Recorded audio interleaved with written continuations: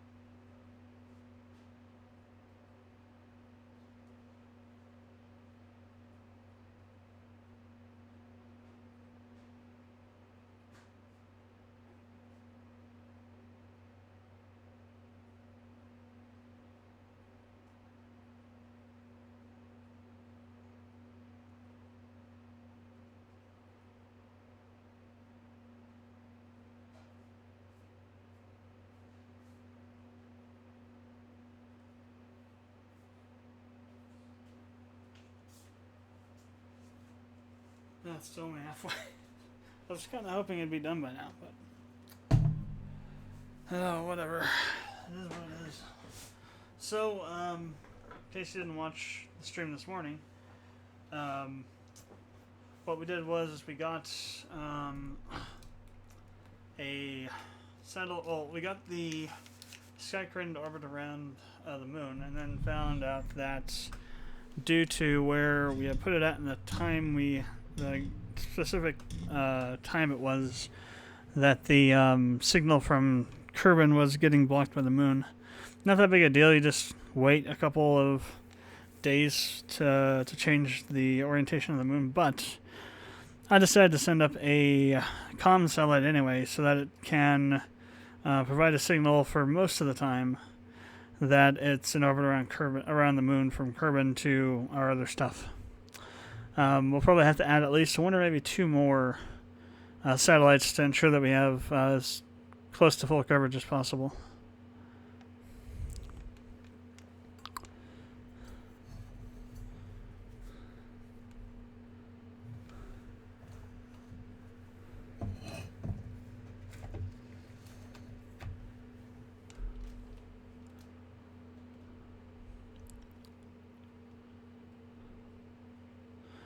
So what we're going to be doing right now is we're going to be trying to do the rendezvous with the moon station and with the sky crane, and then we'll refuel it, and then set down and drop the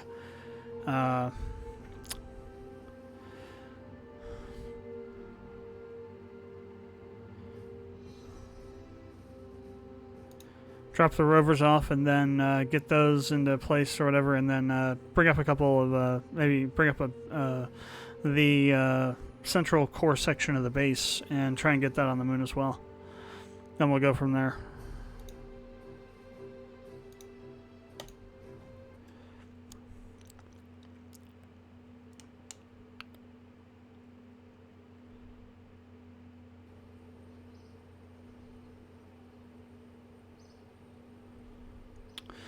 So, first thing we're going to do is we're going to try and rendezvous now. So let's go take control of the sky crane.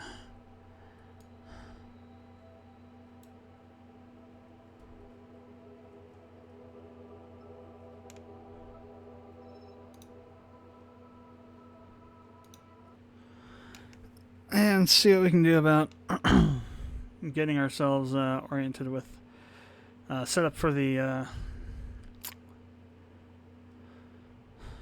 rendezvous with the moon station. So we've already done most of the hard work. We just need to figure out what type of time scale we're on.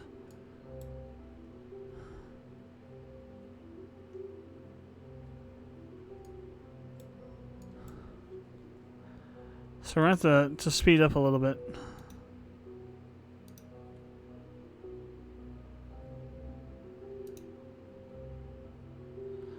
Closer. So it takes a couple of orbits, but every orbit we get a little bit closer. So I think the next orbit is the one that will end up really close at.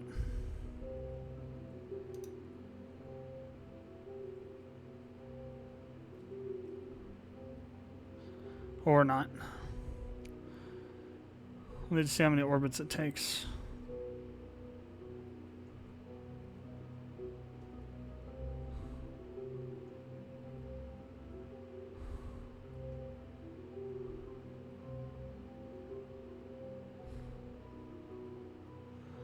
But eventually, it should end up back where it needs to be. And if not, we can always do another burn to try and get it where we need to be. Get the intercept nodes together. But I mean, it should happen. Nothing's really changed.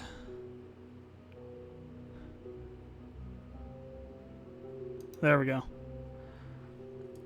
Knew it was going to happen eventually. So that's it's not as close as it was before, but it's still close enough. So let's just I'm going to warp out to here.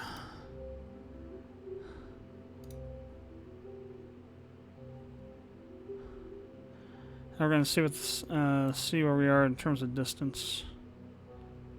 We're still 157 km. So let's try closer in here. Basically, you want to get to 15 km. Oh, 24. I was looking at the wrong one. Holy crap. Good thing I decided to check. So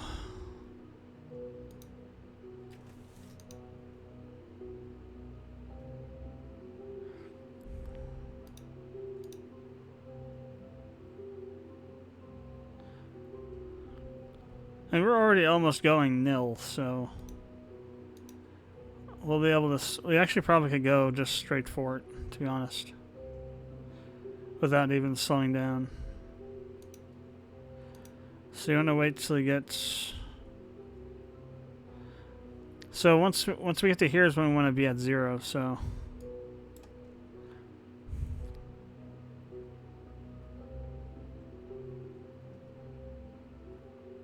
Or, 0 on the speed. So let me go and swing prograde, or retrograde.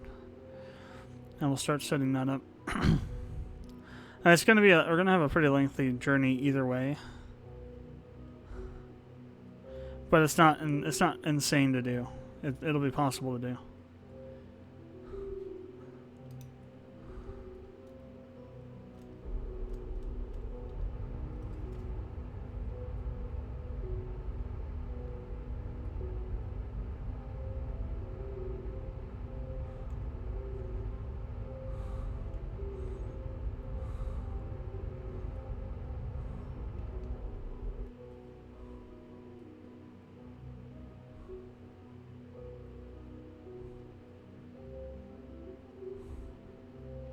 Cam to cover. That's a long distance.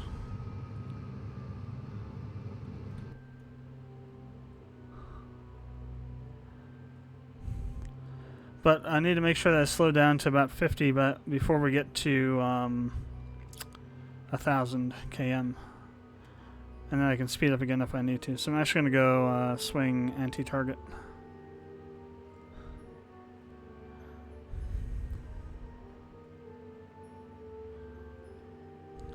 As long as you don't burn any thrusters or anything, it doesn't matter if you're pointing towards it or away from it. You'll still have the momentum. There's no air drag in space, so you don't have to worry about that.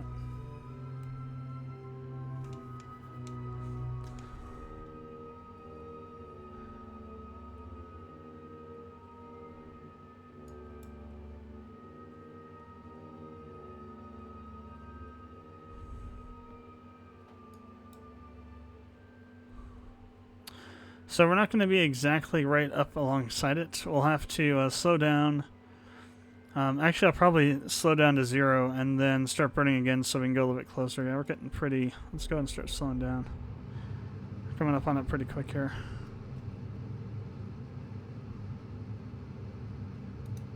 Actually, I'm just going to swing retro, not anti-target.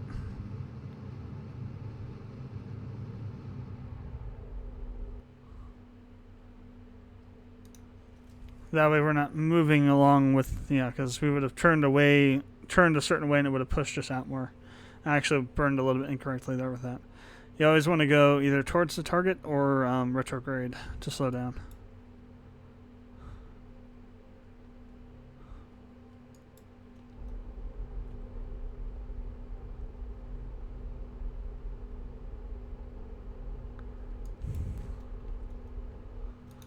Now I do want to go retrograde to completely slow down, and then we'll go in with our thrusters.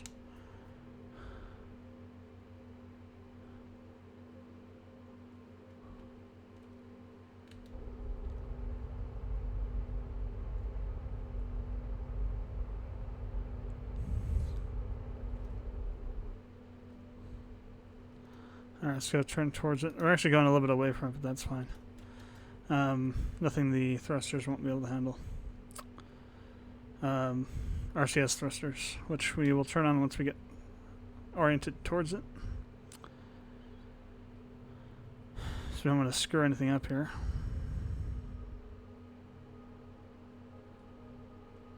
Okay, SAS is locked.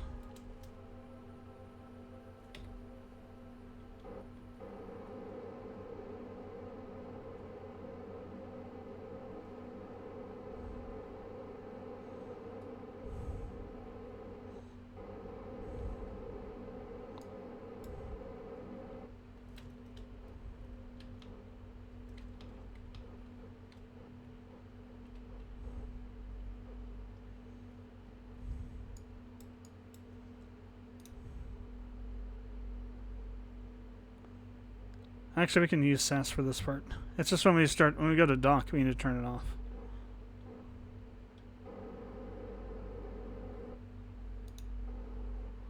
I was wondering what was going on.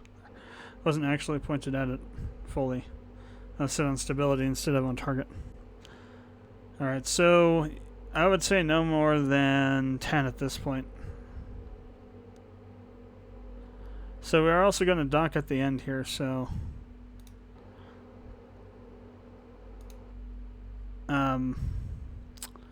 on the opposite end of this, so we have to go a little bit beyond it, probably.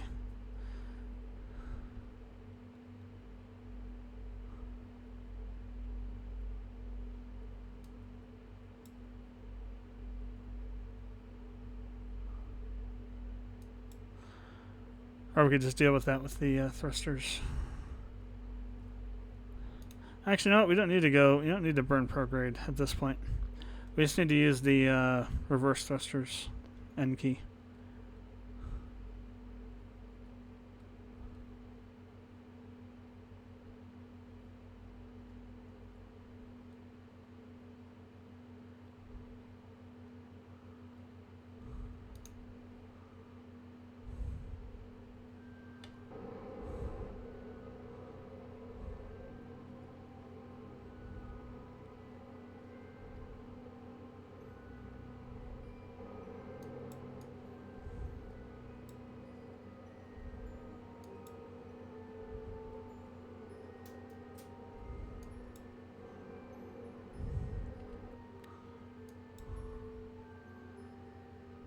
So I'm going to let us flip by it a little bit because let's go ahead and set the I'm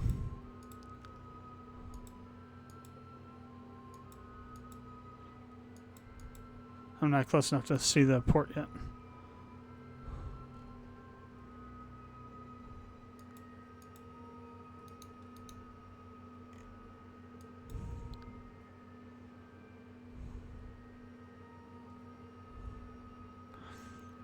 I'm leaving the RCS on and the SAS on because it'll orient us to the top there as we're going by.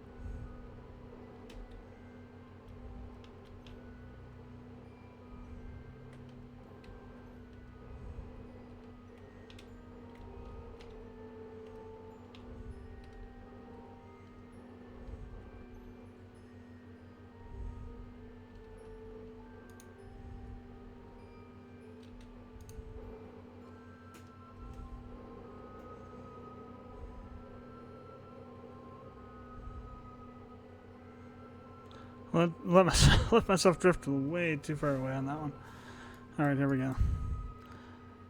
So let's turn this off now.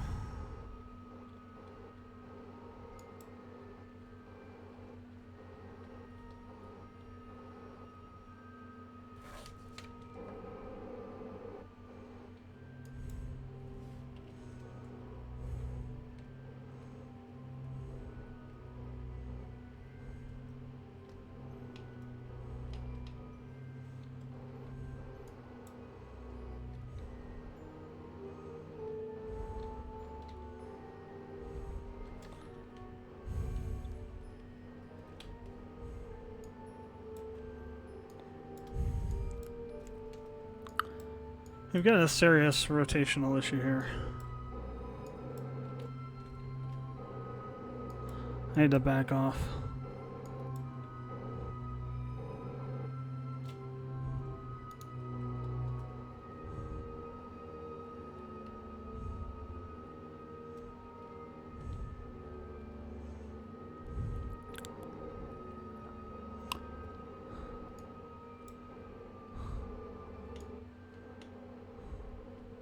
I need to orient the RCS thrusters properly.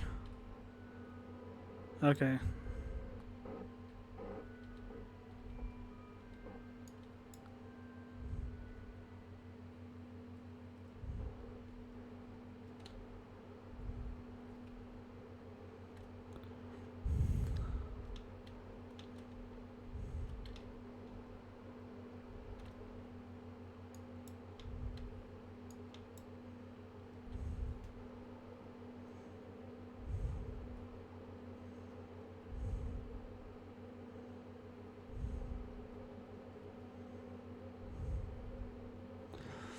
Okay, let's give this another shot.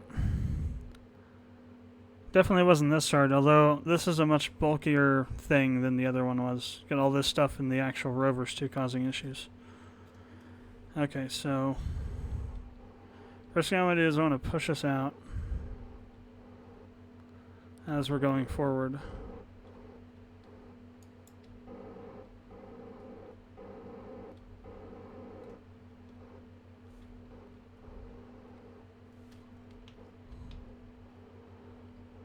And I want to start orienting us with the nav ball controls.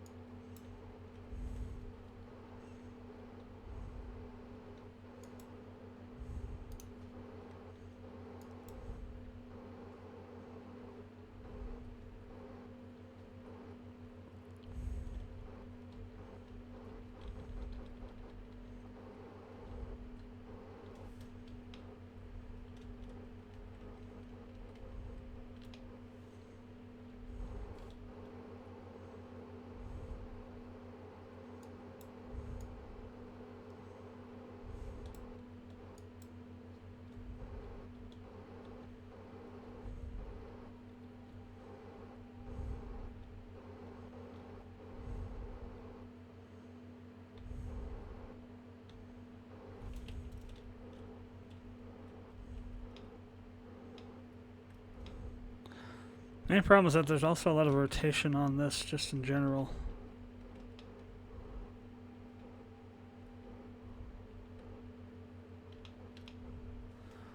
I like having to do two sets of controls here, it's annoying.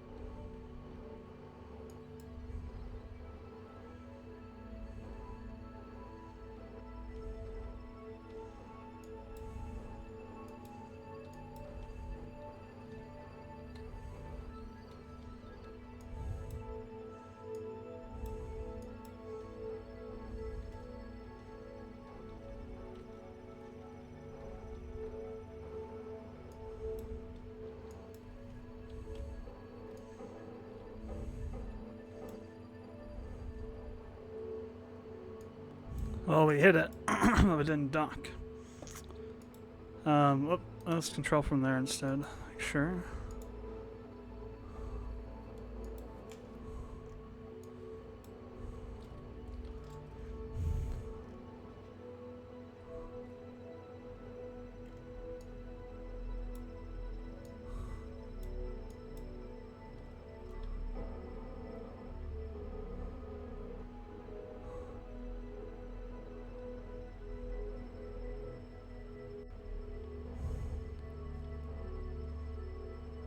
So I hit something.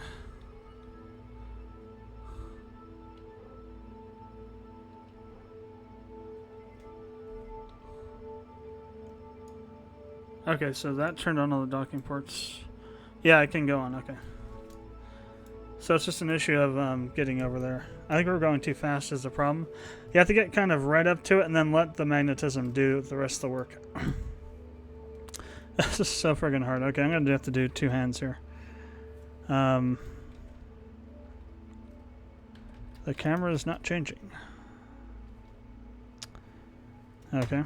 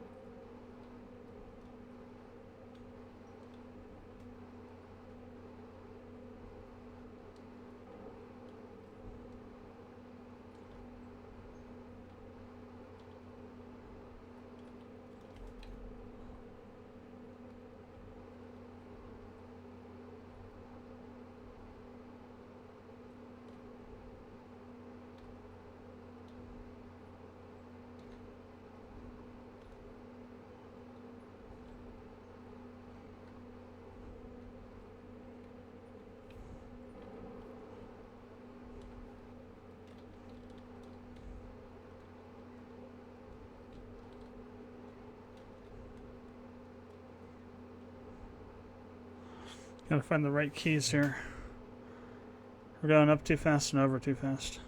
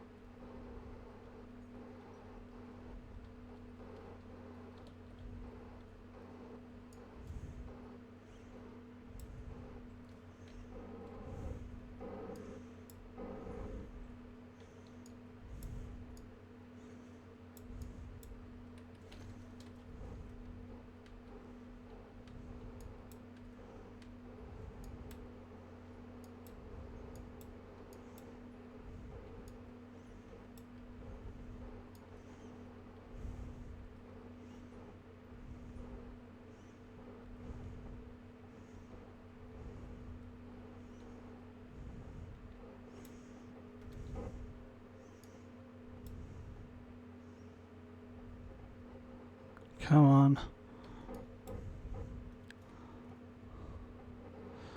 Dock, yes, son of a... Or you can say in on the other side too to do the same thing.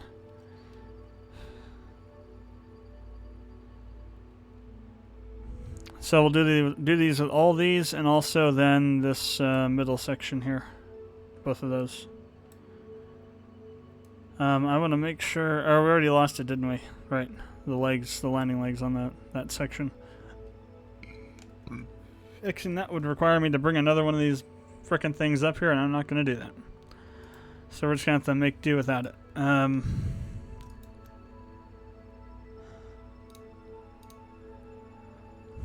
We'll go ahead and do both at the same time to speed this up a little bit. I'm not sure if you can do 2 tanks at once, though. I think you can do both of those at once, but I don't know about 2 tanks at once. It could...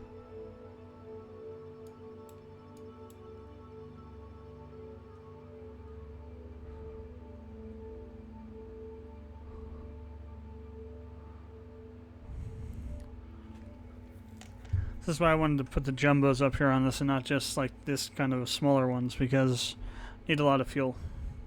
Unless we want to be running freaking refueling missions all the freaking time, which I don't want to. Oh, the refueling was hell of a lot easier than this, but I had docked on the front here instead of on the side, so that's going to be something else, I think.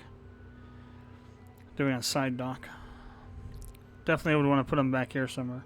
That's the other thing, we can't actually use all these ports. We got to leave one of them open for, oh, it's up here, right?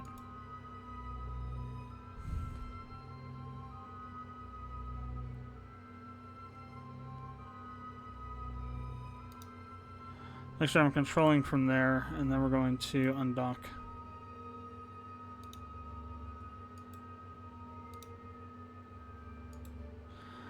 Okay. So I'm just going to use the reaction control thrusters.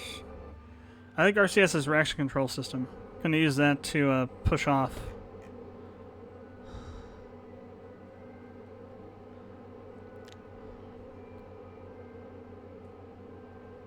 We didn't get completely full. I'm not sure where the extra fuel is at. We didn't get it fully refueled though. But still, it's good enough. Alright, so we're pushed off. So what I'm going to do now is I want to flip around. I'm just going to get the moon station on set target. Alright. So Jeb was here. So there's our base spot over there. Let me go ahead and burn prograde real quick. I'm gonna push this back out and rotate it around a little bit.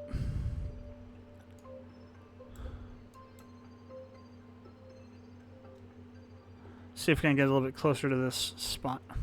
Again, it doesn't really matter as long as we're within somewhere over in this area.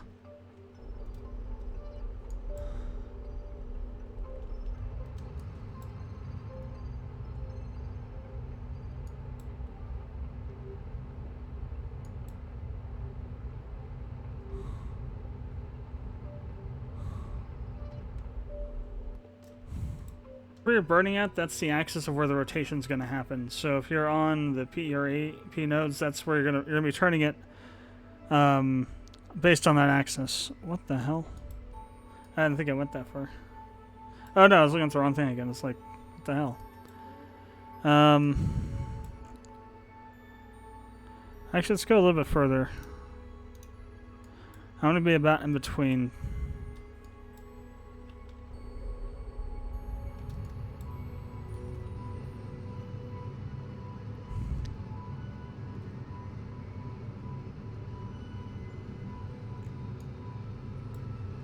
Again, doesn't matter. I just want to be within this general area. That's going to take us way too far out.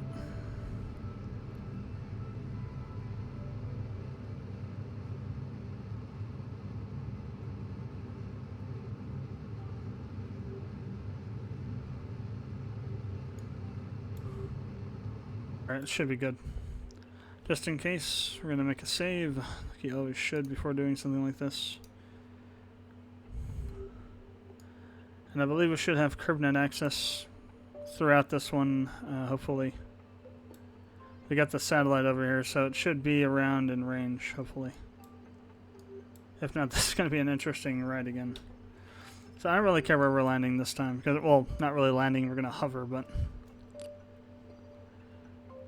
yeah. Let's go and speed up a bit. We'll stop when we get to about 38,000 feet. 1,000 meters.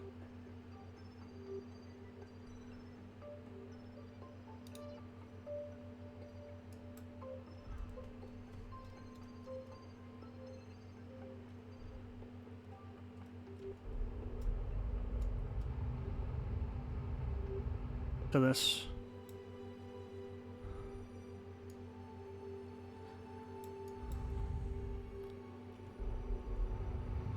That's going to bleed off some more speed.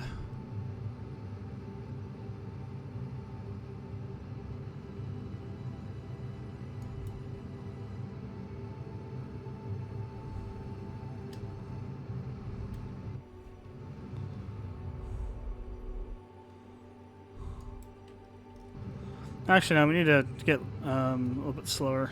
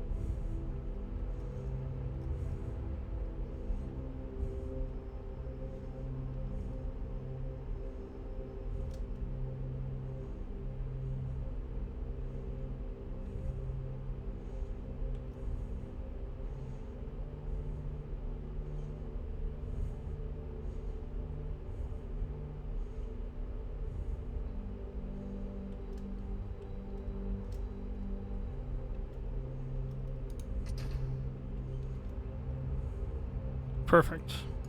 They are on the moon. And we are going. Yeah, you know, I think we don't have enough fuel, actually. Looking at this now.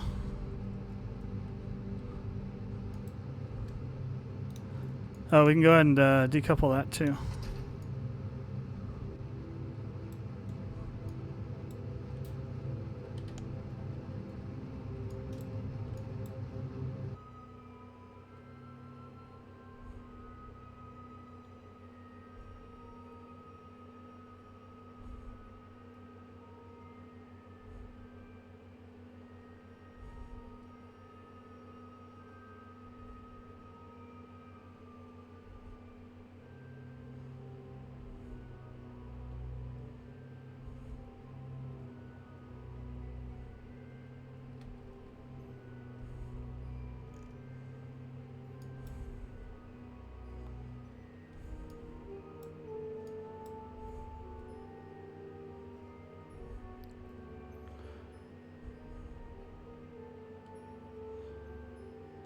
I just want to see if we can throw it apart or something if we go fast enough. Probably not. We got way too much strutting.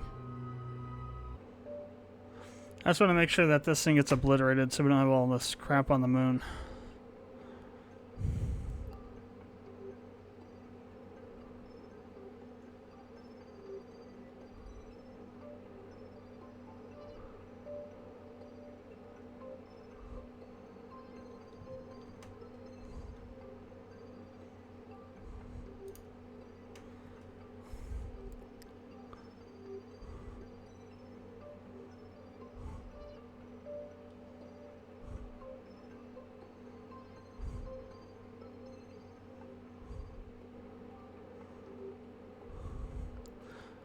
So I want to make sure when it hits, it goes flipping all over the place and smashing up and blowing up.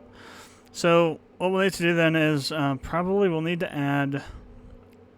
Maybe we need more tanks. Probably what we'll need actually is larger...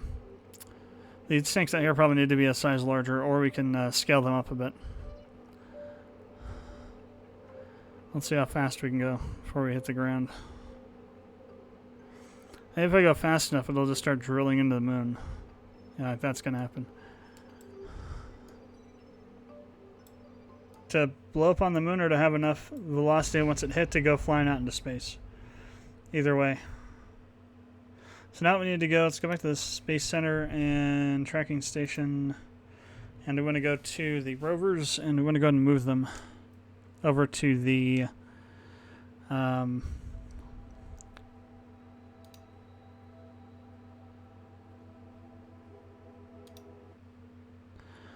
over to the base site.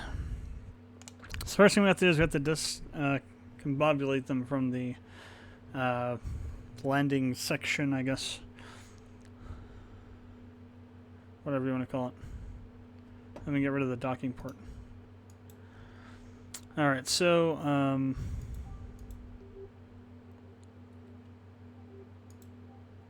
control from here.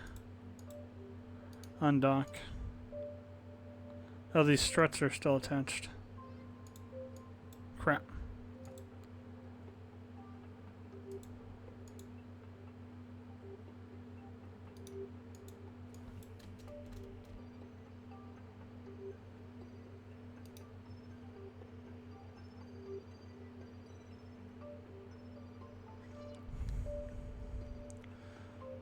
Okay, so KSP force struts to release.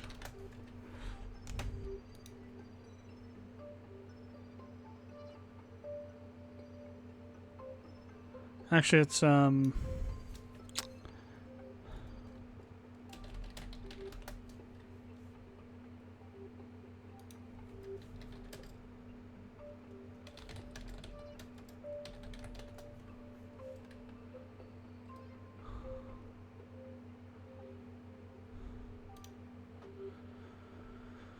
okay.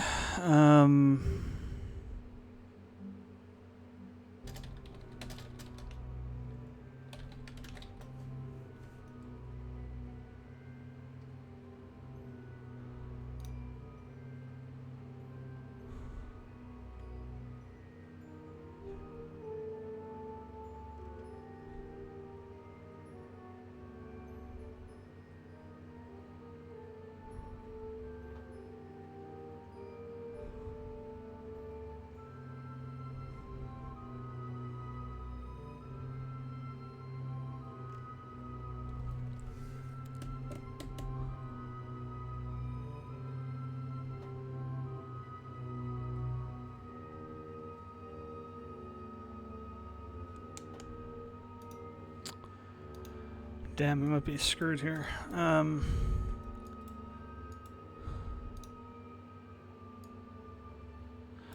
I mean, if I'm controlling from here...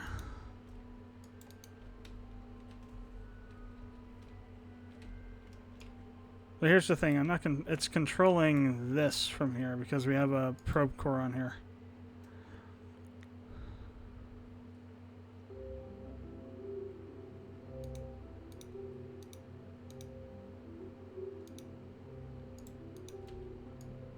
Way, I think.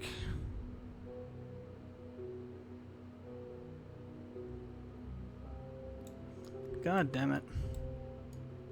Should have checked that before I launched him. Okay, I guess we have to do this again. So here's what we're going to do. We're going to load a save game.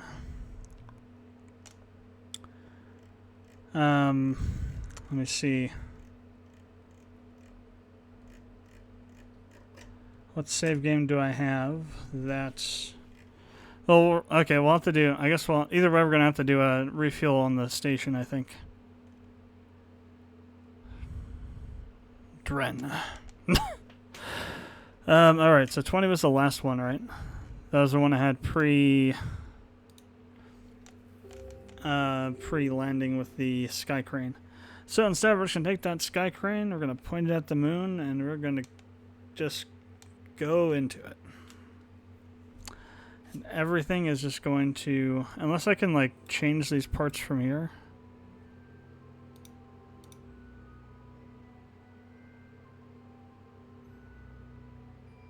No, I can't. It'd be nice to, but we can't. Alright then. Let's see.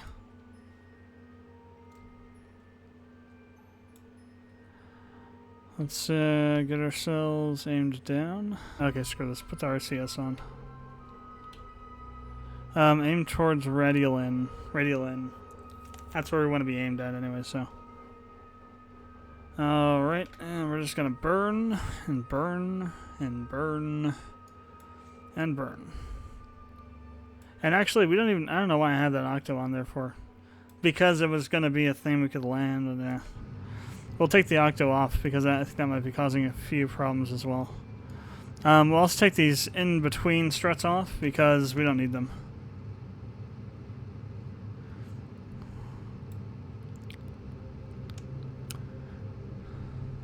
Now, I think if we just let this go... No, it probably wouldn't. It probably wouldn't accelerate while we didn't have it in view or weren't flying it, so... Ah, no. Should have gone to stability once we got on the... Either way you look at it, it's enough to destroy the thing, so that's what we want.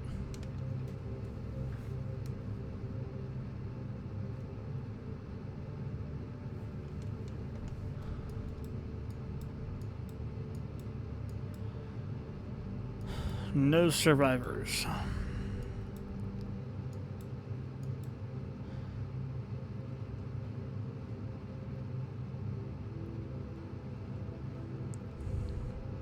Oh no, we will be accelerating still when we hit the ground. Okay, cool. Didn't realize we had that much fuel. And 1400, yep.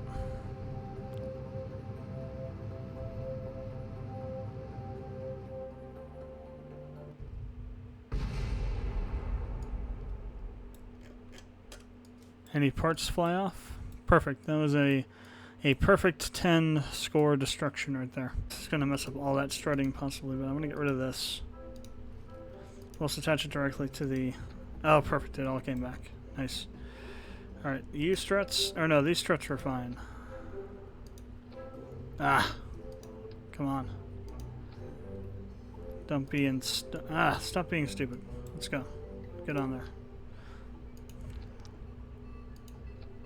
Why the hell won't this make this connection and that's just good?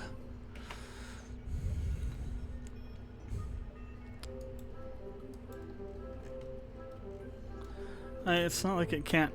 It's not like it's too long. It just won't do the connection.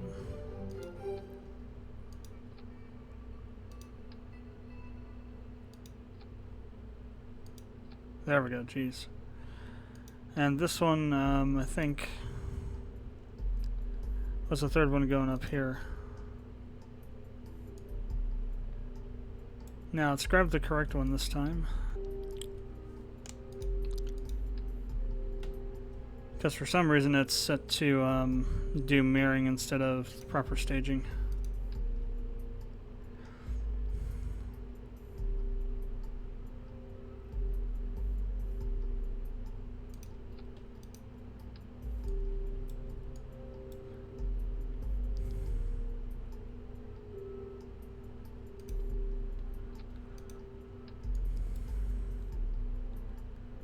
Which means we can't put more than two. Well, we probably could have put them on together.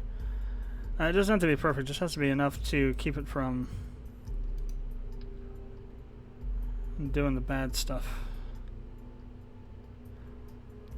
I'm gonna put 3 here because that'll help a little bit more. Pull off these and these. All the strutting we'll just redo. And the nose cones. So I'll keep some of the strutting. I don't know if we'll redo it or not. And instead, let's go find a different fuel tank. We need something with more volume. Maybe we can get away with doing overkill. And it'd be perfect for what we need it for. We wouldn't have to refuel so much. For sure. Oh, it didn't duplicate.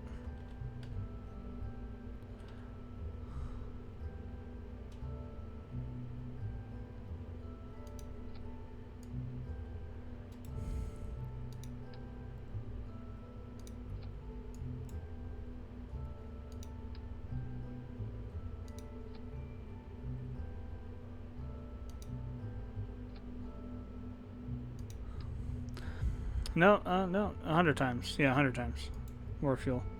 So we'll have a lot more bang for our buck in this case. Where's our fuel line at? Is this it? Yes. Let's go ahead and reattach these.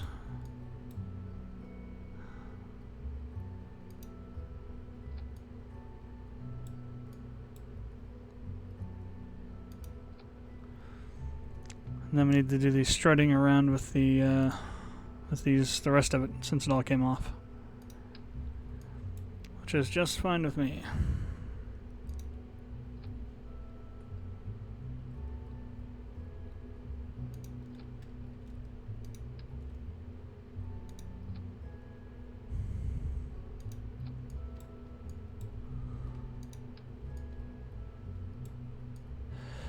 So, where are my floodlights at? Floodlights, where the hell are you? Show yourselves. There you are. Okay, I guess, let's see, what's the MK2...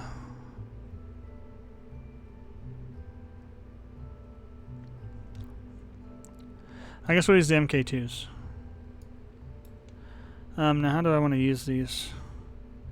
I think we want to put them on the inside and on the outside, facing down, so that we can see where we're landing stuff at.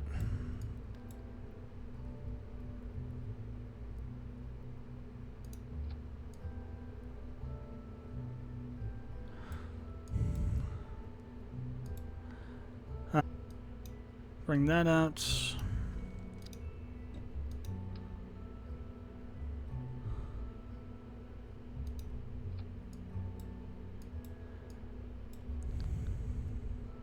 Oh, the wheels. Oh.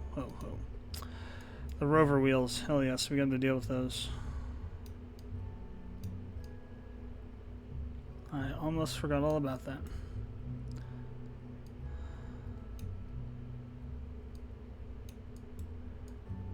It helps to have this thing centered properly, but...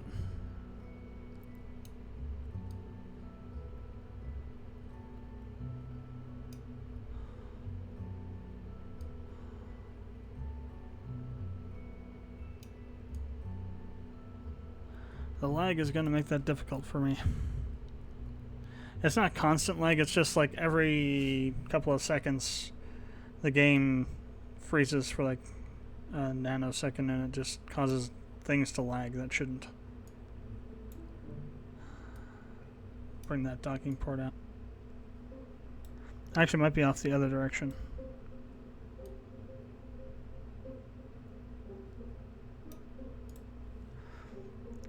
Then I'm going to move it inward a little bit.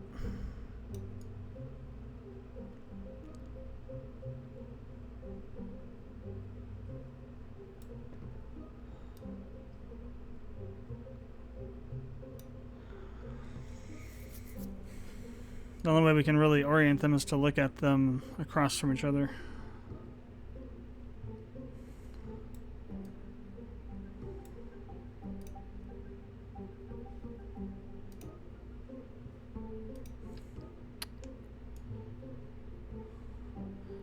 KSC said nothing about it right now.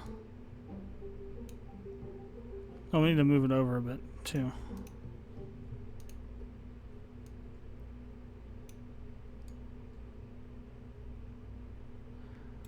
Definitely has to go down. Kind of has to be lined up just underneath the solar panel, sort of like that.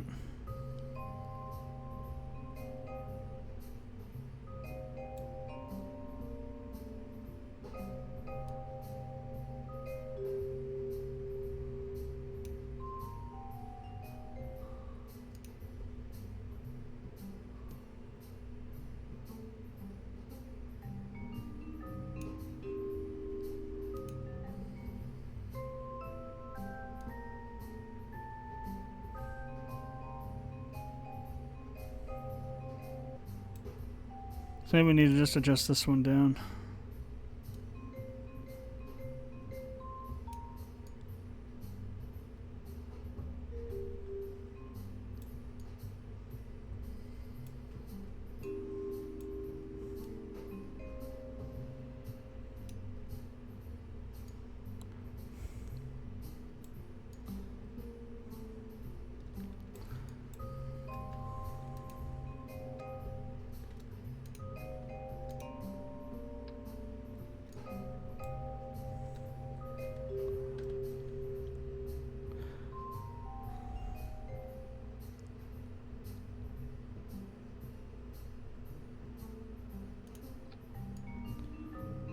Interesting, put that one on upside down.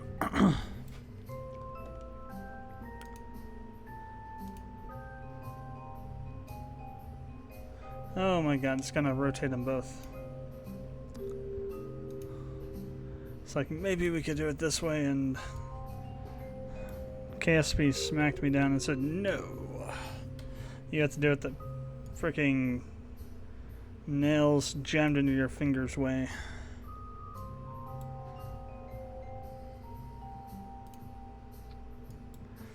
Lord Jebediah said so.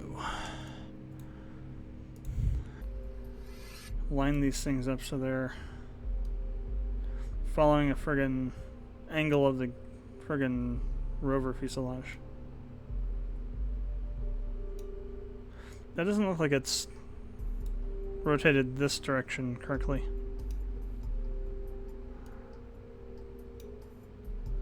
So it should be flat against it. More like that, yeah. It actually looks like it could be close. It might be a tad bit too high.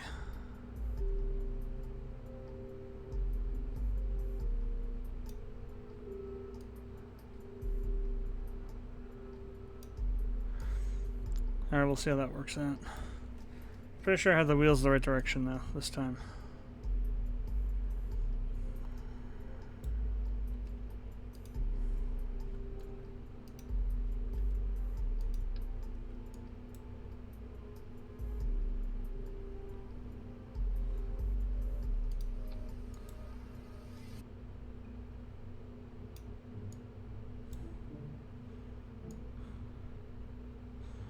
That just doesn't look right. Not at all.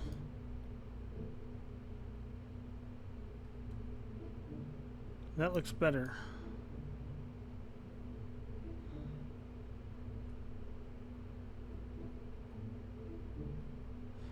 And actually, I think it needs to go even further. It needs to go in even further. It needs to go in the same amount as these. So actually, we should bury the plate in it and then have the those bolts touching the edge of the bolts touching the fuselage.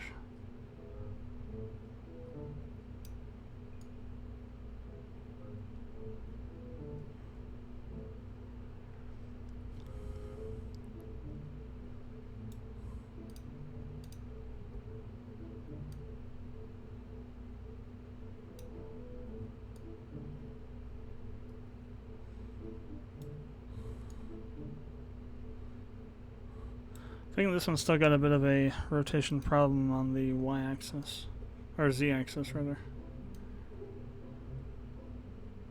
That's the issue.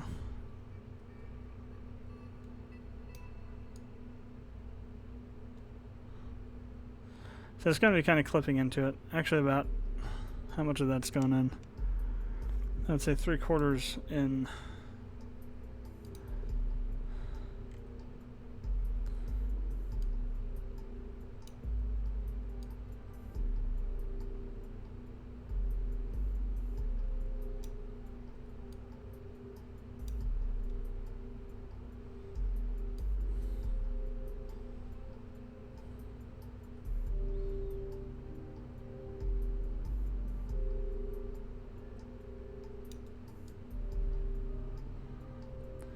It still doesn't look right though. It could just be the way the Vab's camera is moving around, but it looks like it's not lined up with this one. Somehow.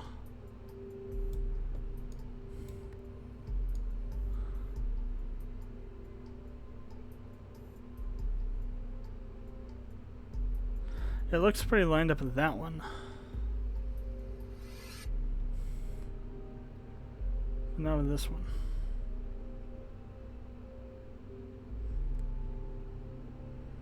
I'm wondering if this one also has an access issue.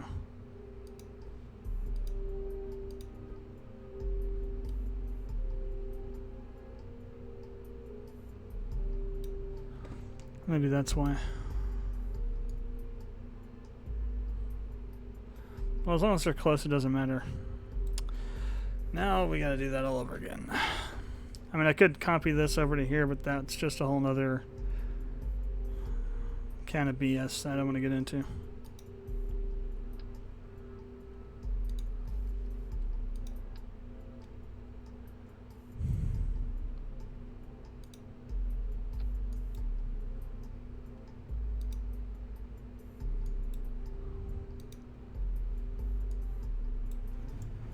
Ay, ay, ay.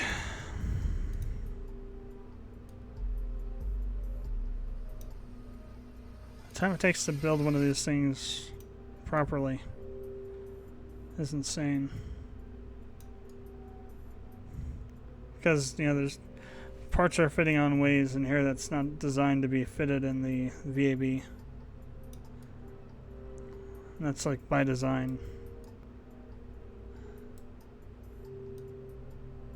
No, not that one. Crap.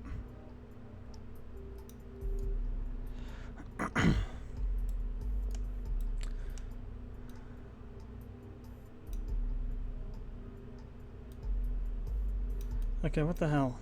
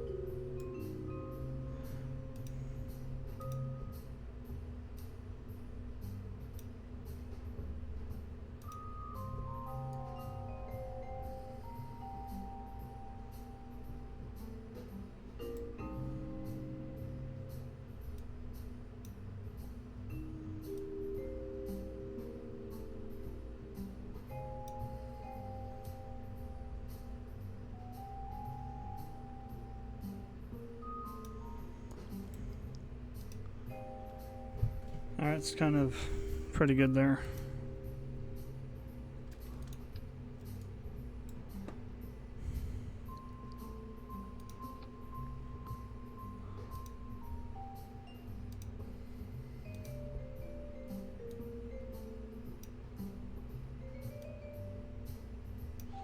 Oh, come on.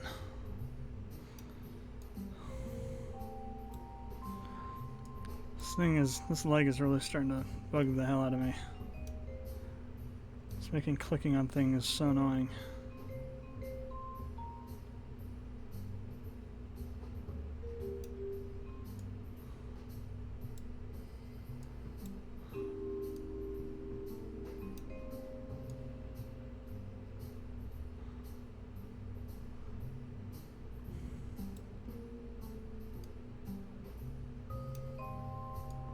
It's pretty close, actually. Alright, let's move this in. Oh wait, we got a different axis to deal with here.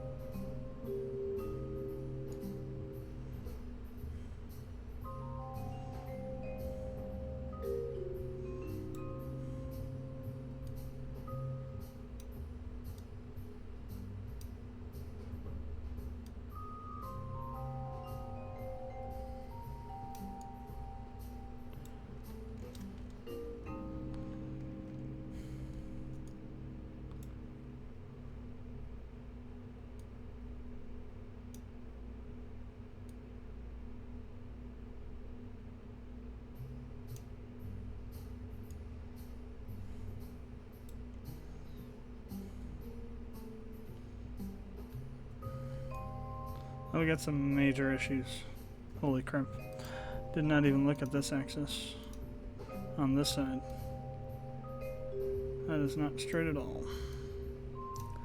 Why the hell can I not click you from this direction for?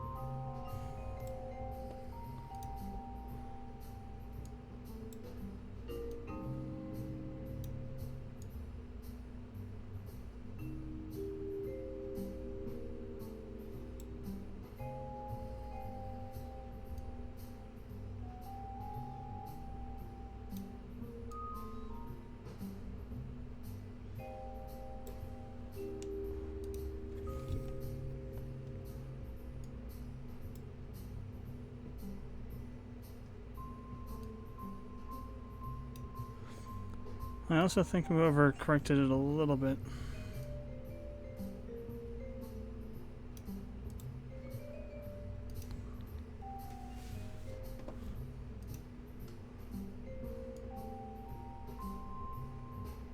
Okay, that looks good. Well, no, it's definitely down lower on this side.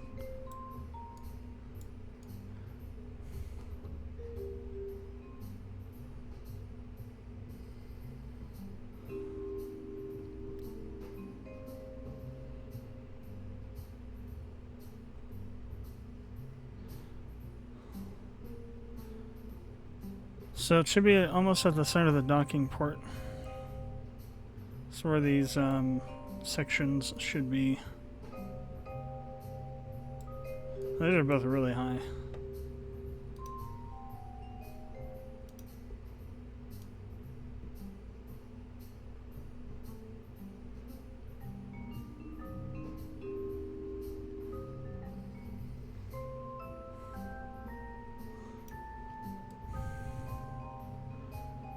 Okay, it's that bottom one that should go into it.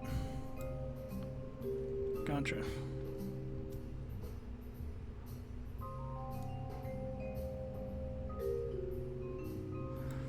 So for one, it's definitely in too far.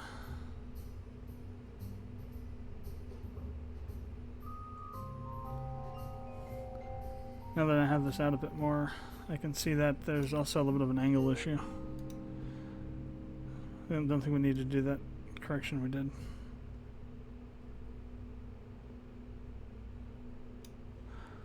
In fact, we had to go one the other way, I believe.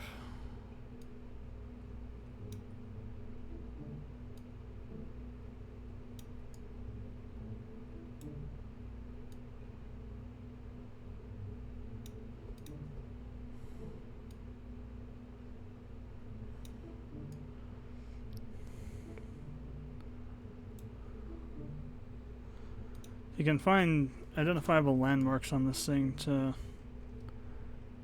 move them by.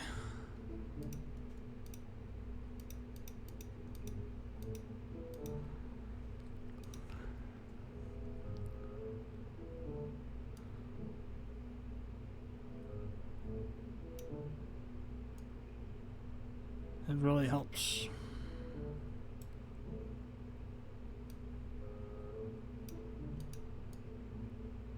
That's when frickin' things aren't getting in the way. Tooltips and such.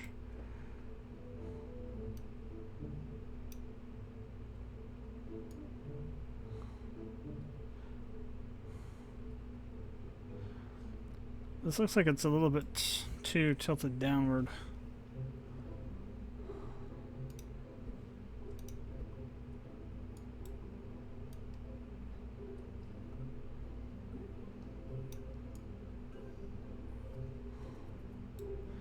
Oh, maybe not.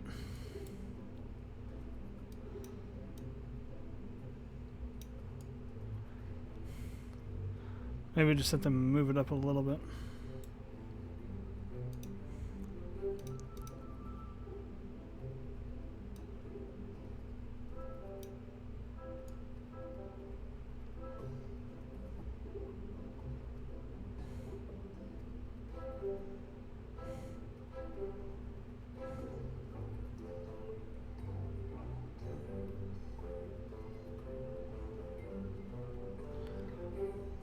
Still does look a little bit off, though. That should be fine.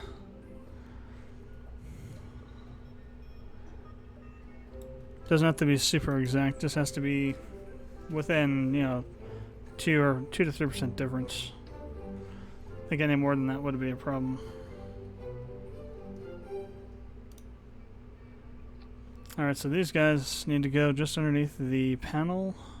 Panel comes to about the middle of the center of that, and then these things have to be against the fuselage. And this screw has to be just a little bit over the band of the remote guidance unit.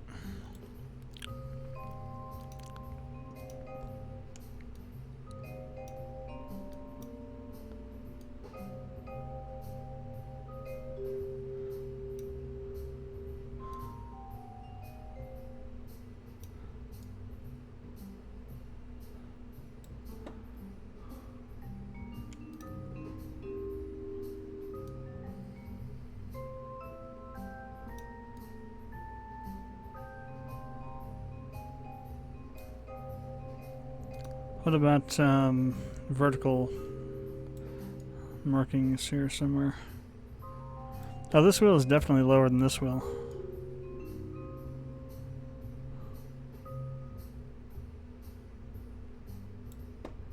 It shouldn't be that much lower.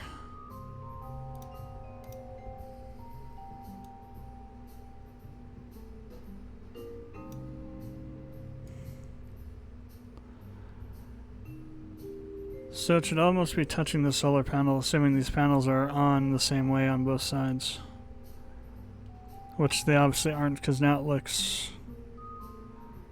higher.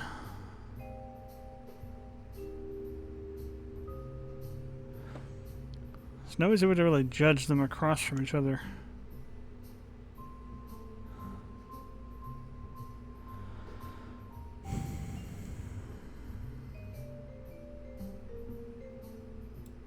I mean, it's just off a little bit, though.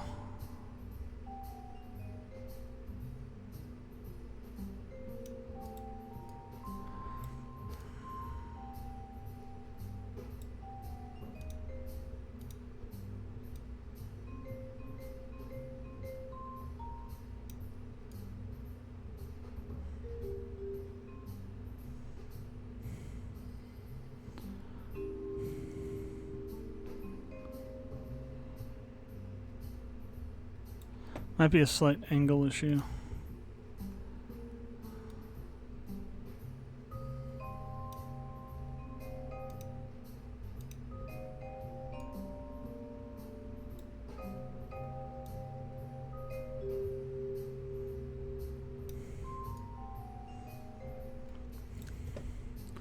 Alright, one more of these damn things. Then we can try flying this up. Oh, we'll have to do a refuel first, won't we? Blah. Okay.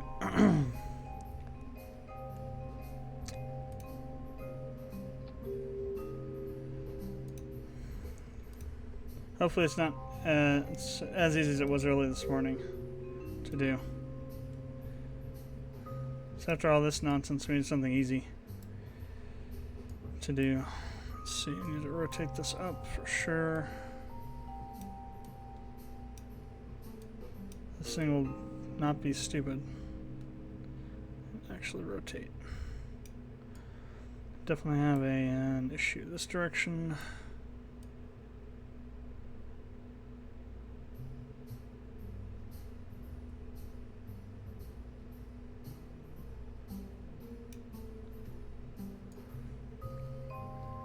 Okay, and then I think we still have one this direction.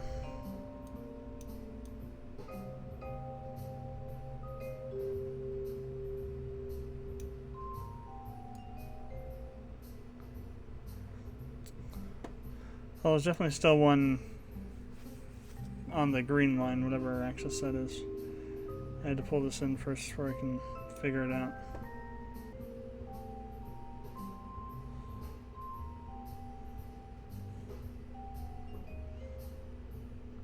Okay, looks good. Alright, so the struts are gone. We fixed the wheels. We added bigger tanks. We added the lights. We added the struts in different locations so they wouldn't fall off. I think that's all the issues figured out. Now we got to make sure we put things on control buttons so we have quick access to them.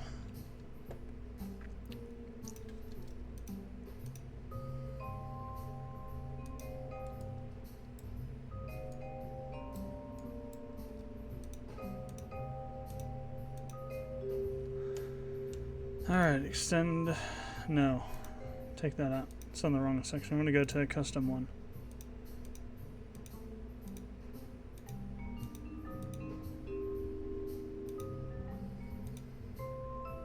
Okay, they're all there. Custom 2 will be the lights.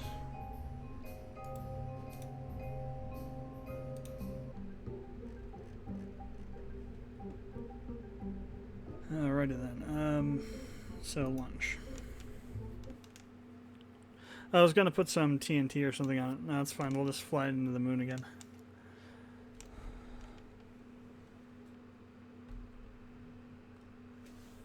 I think my phone's fully recharged. Oh, let's have a look. Yes, it is. Alright, get rid of that cable then that's in the way. Stick that over there.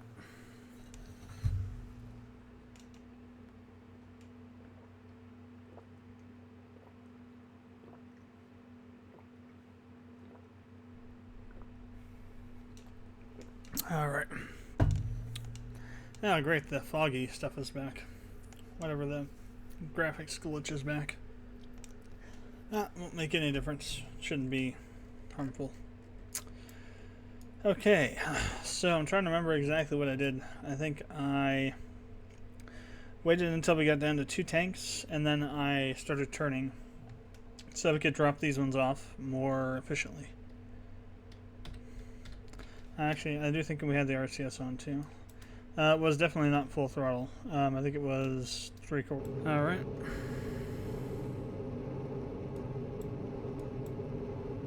Let's go ahead and start our turn. We're just going to go straight to the 45-degree angle.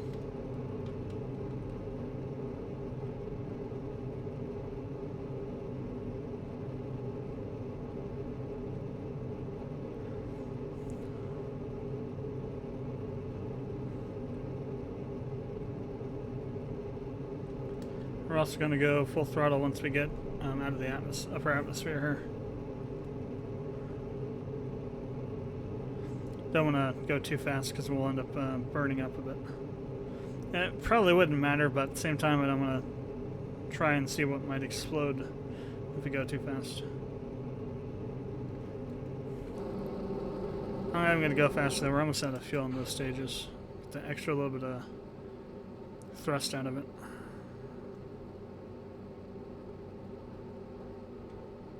Okay.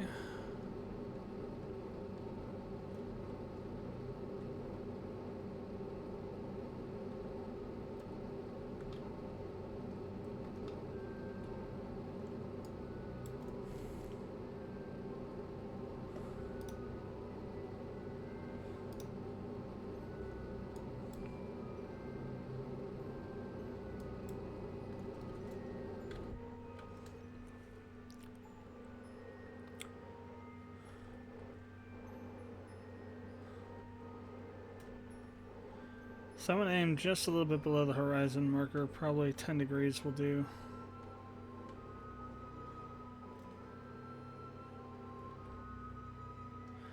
And I'm going to wait a bit longer for the prograde to get to about 20.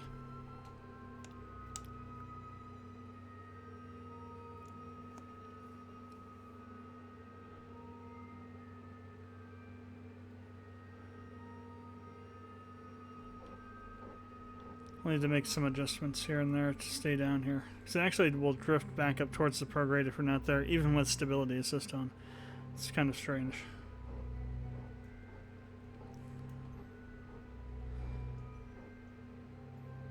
Because it's supposed to just be stability, in other words, keeping us right at the 10 degree marker, but it wants to, something's pulling us back towards prograde for some reason. Alright, prograde's at about 20. It's actually 22.5 or something. Alright, we're going to full blast right about now.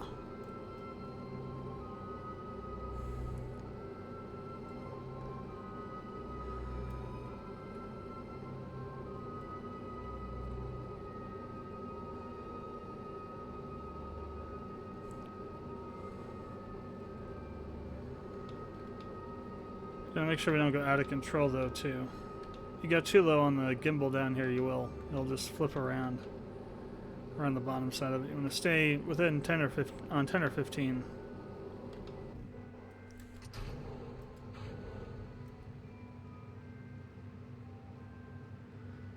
All right.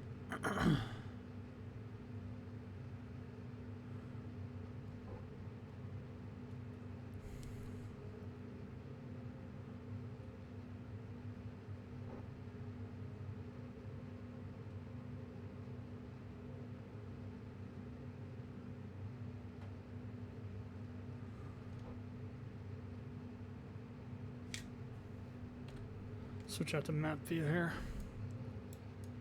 See where we're at.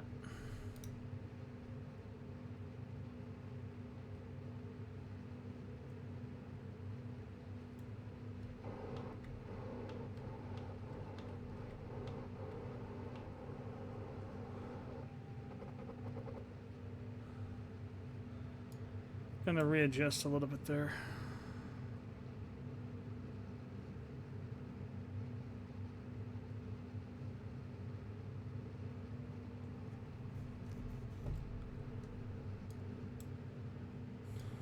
So the goal is to get to about, what did I say, 2700. We'll see what we can do with this. I was able to get it into an orbit last time, so we should be able to do it this time. It's just have to wait, basically. Pretty much did the same way I did the last time this time, so. Last time, though, I burned all the way through it and ended up with a really nasty apoapsis height. So this one's actually a bit more efficient. Kind of. There are still some problems with this insofar as we have to burn more once we get the periapsis node up to get the apoapsis up to over to the moon. But it's better this way because that way you don't have to deal with a whole bunch of crazy stuff. And on the last time I didn't burn it perfectly on the on this I guess it'd be western side marker line. So we got a pretty maybe not perfectly level inclined orbit for the moon, but it's pretty good. Yeah, we're about to push the periapsis out. Now we didn't gain too much on the apoapsis either. Perfect. That was the goal.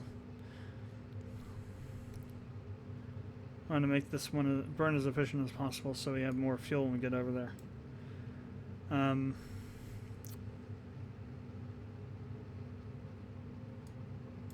there we go. Now it's just a matter of burning it up to about 80K on the periapsis. So we don't get dragged back down into the atmosphere.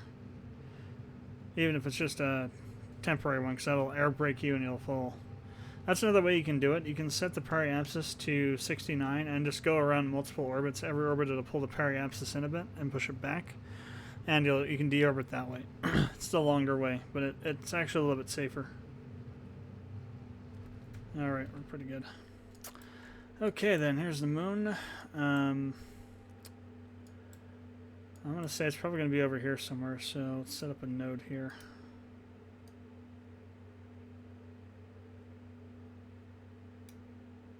There we go. That's kind of a nasty orbit there.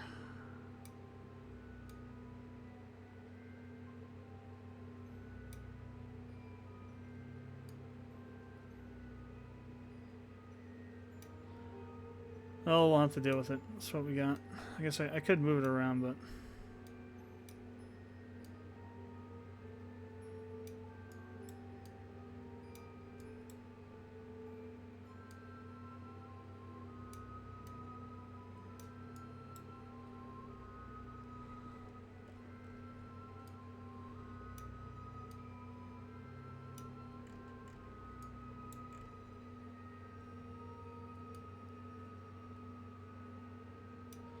let's try and get it a little bit closer, so I don't have to...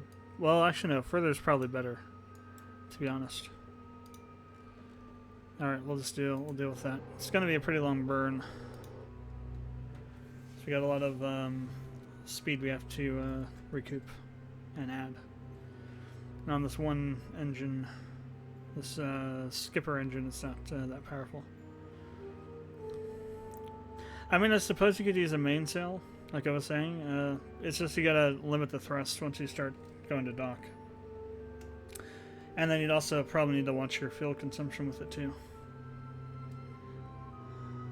You probably use about as much fuel in the end,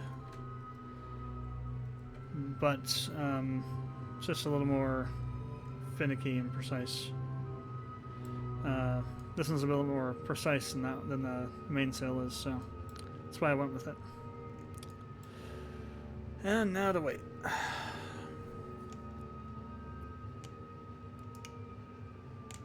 For 2.5 minutes.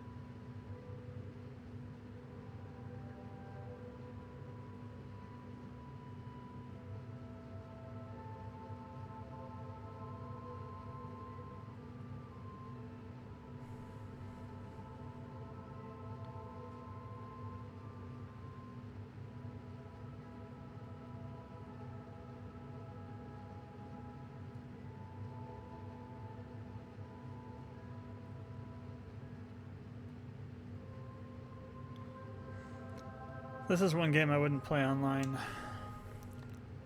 Could just imagine the trolls. You know, you get all this stuff up in orbit, and you're like going to dock in, and somebody comes along and like smashes into it, or like puts dynamite on it or something, and it blows it up when you dock with it.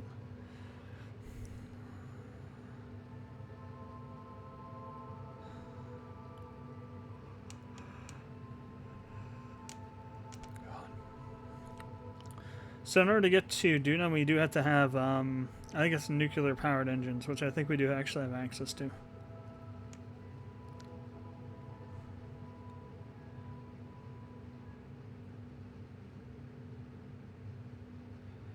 Don't believe I've ever used them before, so we'll have to do some testing with those once we get the moon base set up.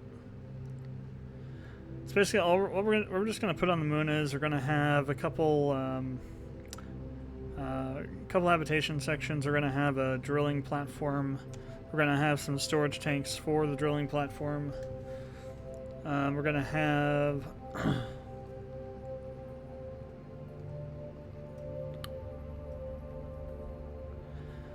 some like personal kind of tiny spacecraft that the Kerbals can fly around. And then we're going to have a couple solar sections and a couple battery storage sections.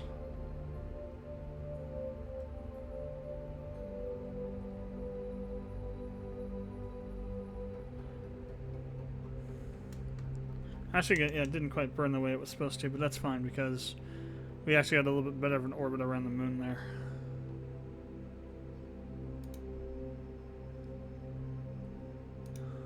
Not quite so messed up. It's kind of still messed up, but shouldn't be so much so that it's not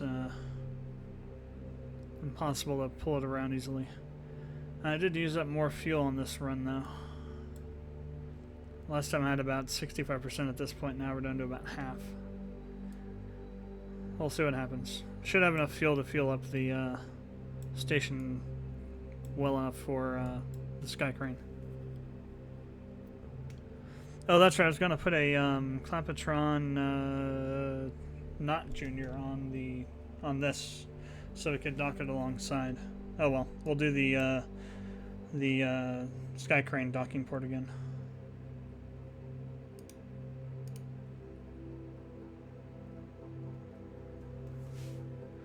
That's interesting. The moon's supposed to be here, and it's over there. Alright, I think we need to burn retro, yeah.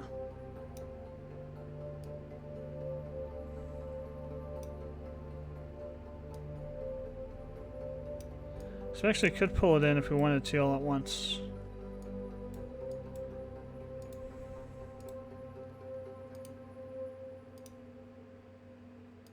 So we go ahead and warp there, switch to retro. And we'll try and pull it in, and then we'll adjust the orbit. So we gotta get something that has a couple of intersection points with that.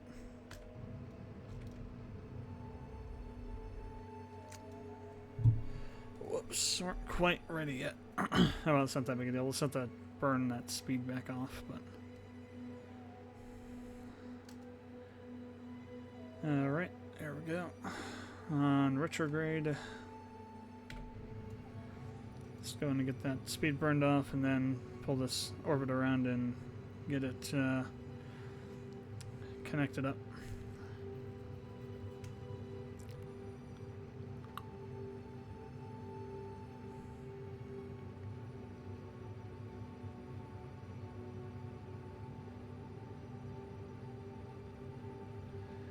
Let's see, the last time when I docked with the station, I had about 30% of my fuel left. I think I'm probably going to be about 20% this time. Maybe a little bit less, we'll have to see. Because once we pull this in, we have to pull in the apoapsis node in, so we get something relatively similar to this. And then we got to do the inclination burn and any other adjustments that we need to do because of any changes from that. Alright, so let's warp over to here. Stay on retrograde. This actually is kind of what my, well, not quite. This is way larger, but this is kind of like what it was when I tried to do this docking before. It was like, it's insanely hard to get the transfer orbit to actually have any kind of point where the distance between the refueler and the moon station were decent enough to attempt it.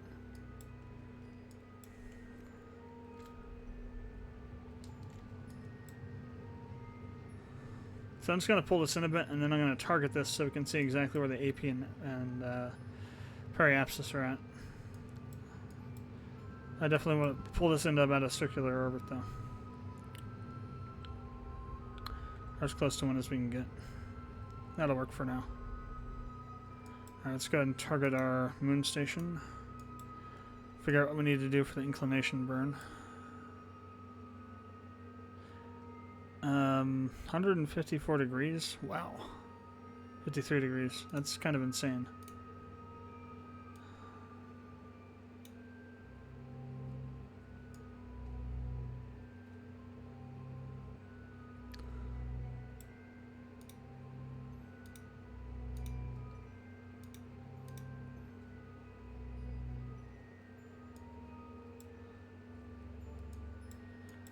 Our target's the moon station. That's kind of weird. It's based. Okay, so it's based off the. It should be. That's just really weird. It should be showing our inclination with the target. Instead, it's showing our inclination with the moon.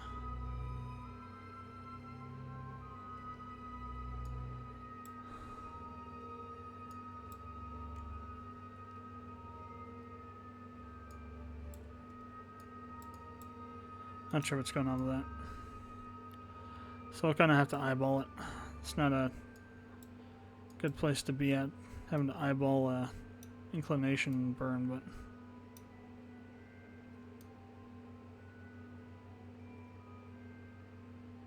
it is what it is.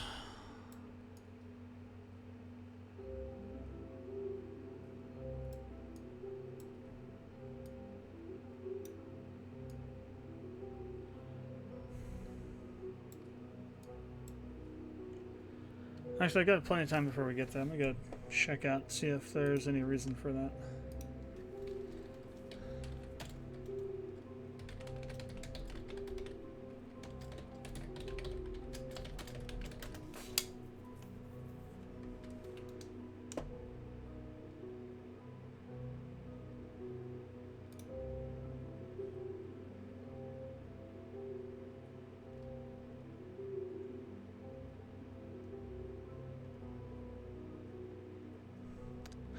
Okay, so maybe the 0 degree plane around Kerbal on the tutorial was literally a 0 degree plane inclination. That can't be right, though.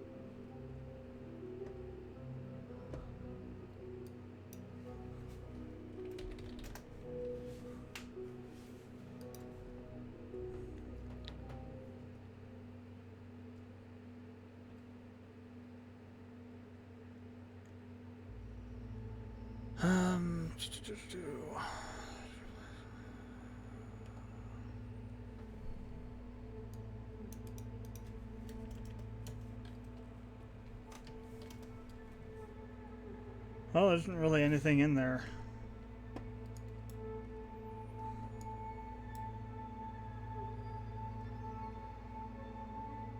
Now I have a question. Are we going the reverse direction? We are, aren't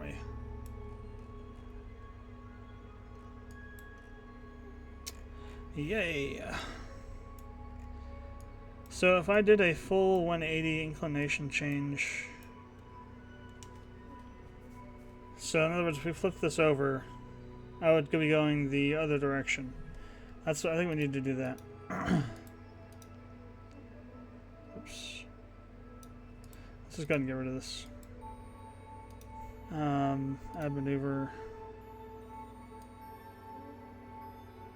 That's going to be hell on the fuel, but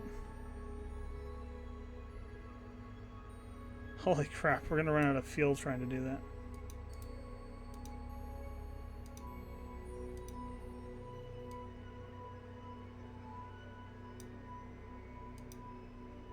Maybe we also then have to burn retrograde.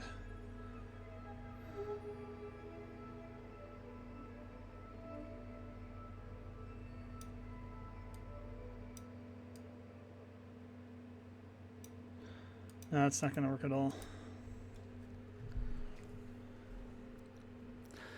Well, I mean, if we can slow down to 0, it shouldn't matter if we're going the opposite direction. I mean, it's a lot easier when you go in the same direction, but it shouldn't really matter. All right, let's go. Let's give this thing a whack. What's really annoying is that we don't know. It doesn't show the right. Probably because we're not going the same direction.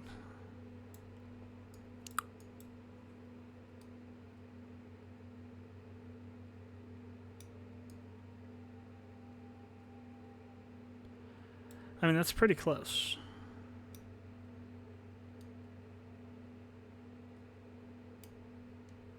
Okay, we'll try that. That's only a 28-second burn to do that.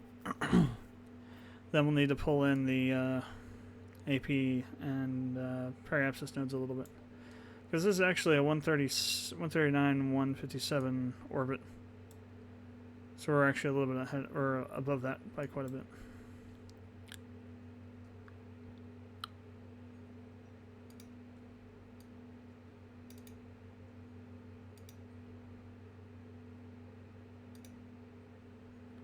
That was kind of interesting.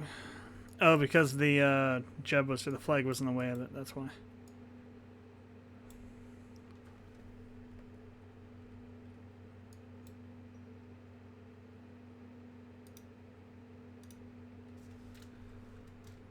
All right.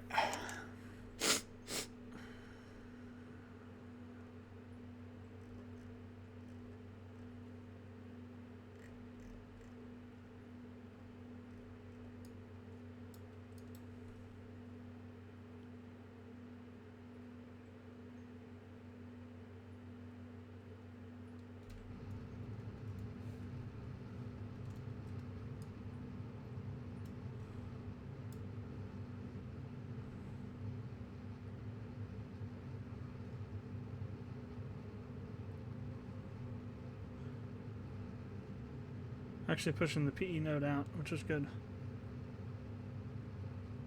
That'll give me a chance to readjust it.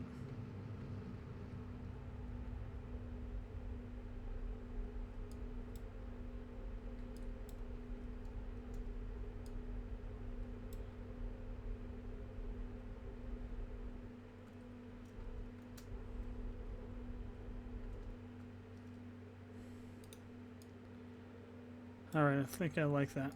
Looks pretty good, actually. So let's swing over to the AP node real quick. Then we'll burn prograde and pull in the periapsis.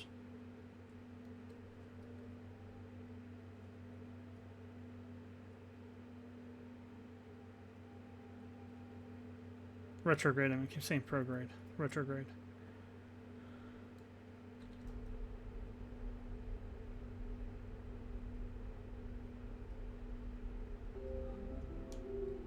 So 139, somewhere in there.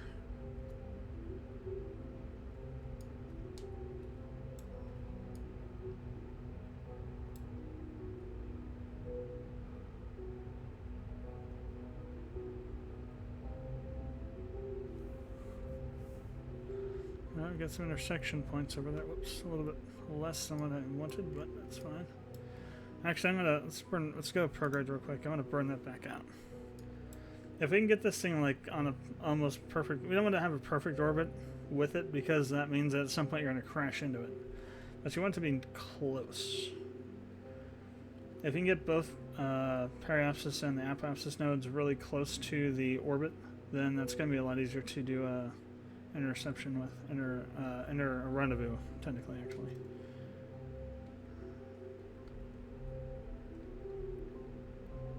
That's fine right there. Let me go ahead and warp over to here. We'll flip prograde and bring in the apoapsis a bit.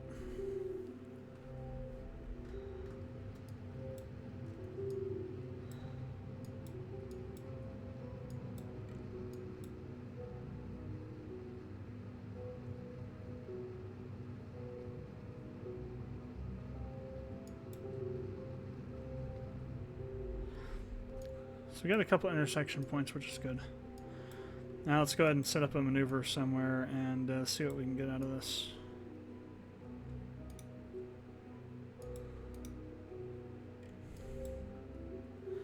So yeah, we're pretty far away right there.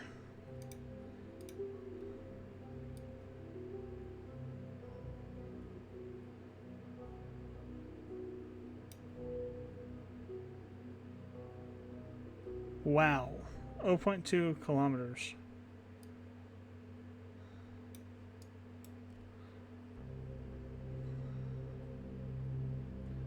That's 25, that's a bit too much. If we get about 5,000 would be good. We can go like all the way into like almost right on top of it. 0.2 kilometers is like literally 200 meters. That's like insane territory.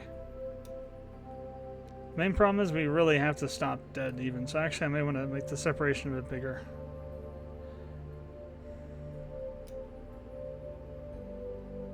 Well, that didn't make it that much bigger.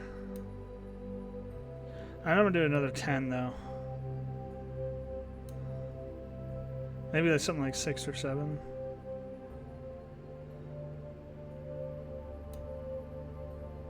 That'll do. Let's do 8.3.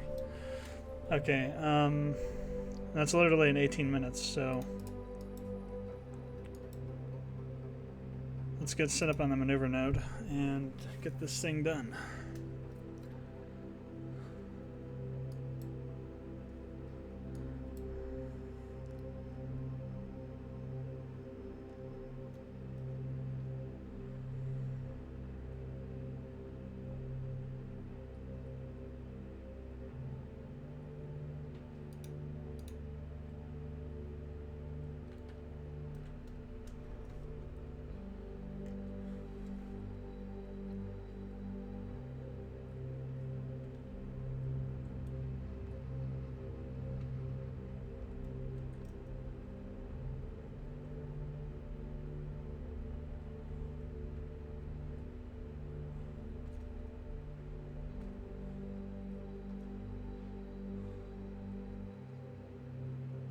Looks like about 8.3. Actually, so yeah, we pull. Oh no, 11. Okay, that's still fine. If I wanted to, I could burn it a little bit more.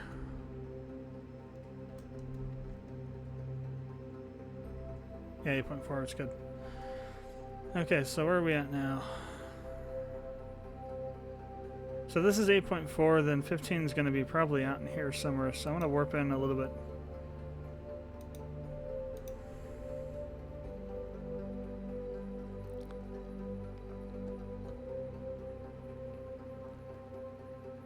Okay.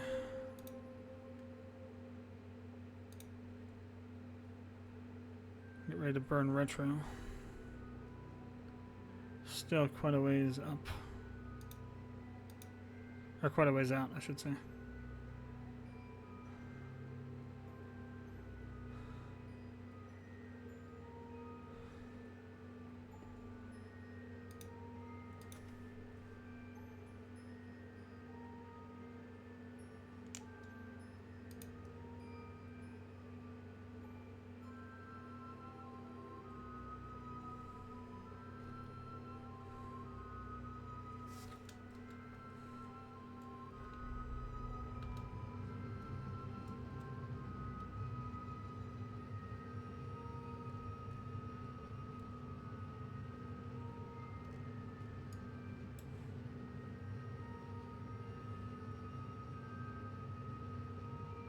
Well, we were going way too fast.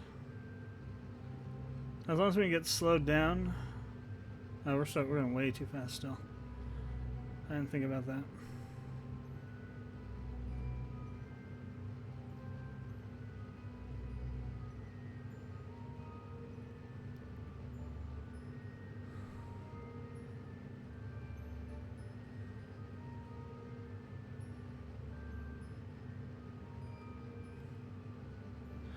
So let me get down to 0. This still isn't. This isn't too far. Well, it is kind of far away, isn't it? We're gonna try and chase it.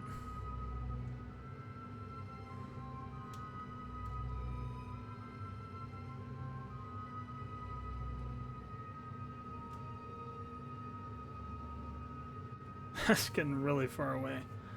Holy crap.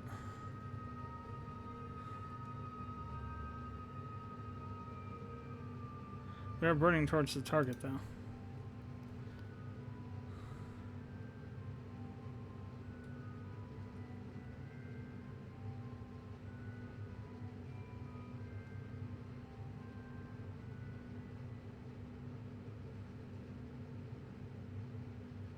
So we've reversed our orbit now, which is good. I'm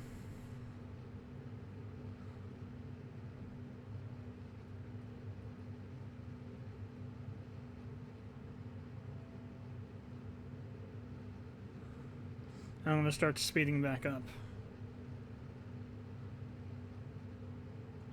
But we're going to stay on the target.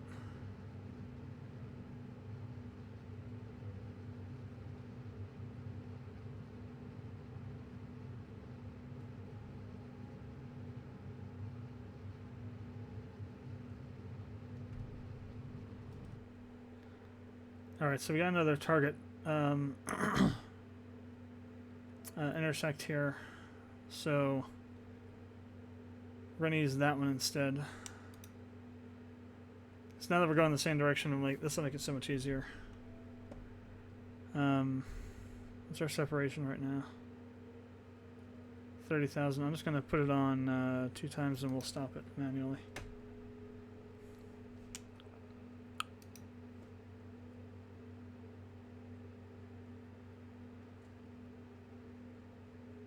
Interesting, we're actually exiting orbit around the moon at this point. If we keep on this orbit. This is definitely something we can slow down, unlike the last time. Alright, we'll slow down so we can get to retro. 4, get to 15K.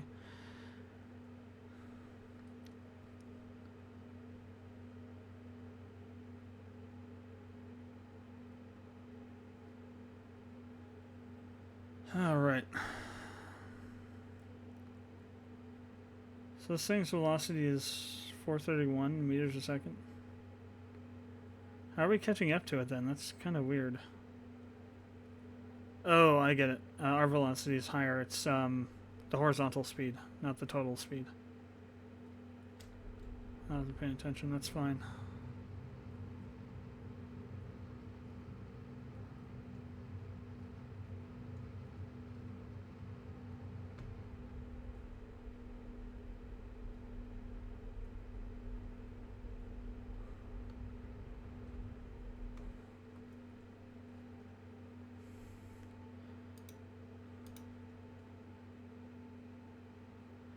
Gonna go and warp to there, and then once we get about here, wow, 1.6 km.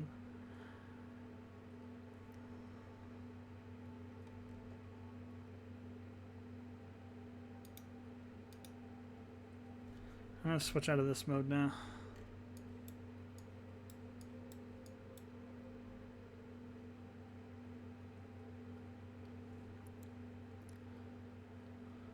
I want to get as close as possible, but I also don't want to get too close. So I'm going to save whatever fuel we have left. We have very little fuel left to transfer over after all the ridiculousness.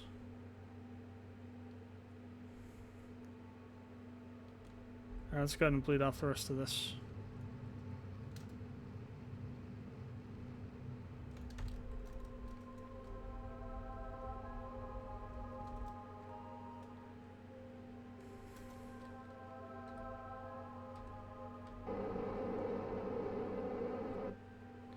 And we have...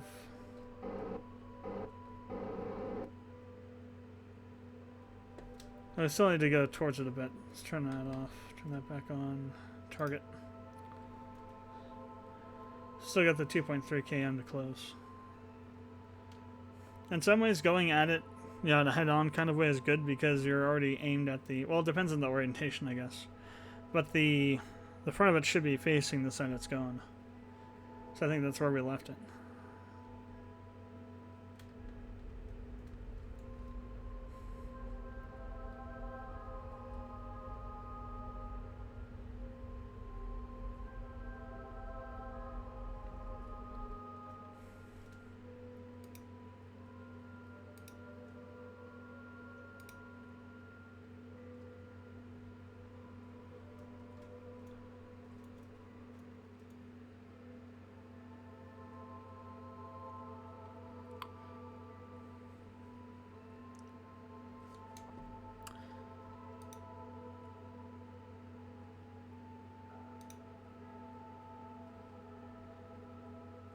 Alright, we'll get down to about 500 meters.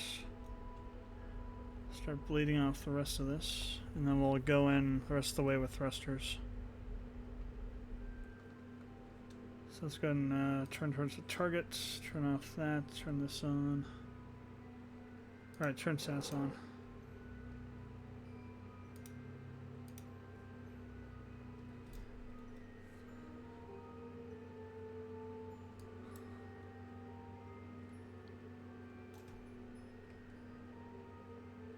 Actually,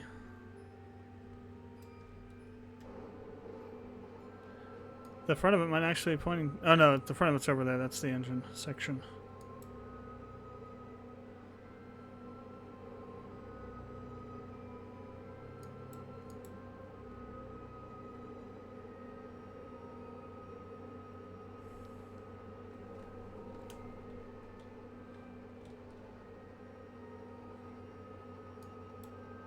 I want to make sure we don't crash into it. Oh, never mind. That is the front of it. Crap.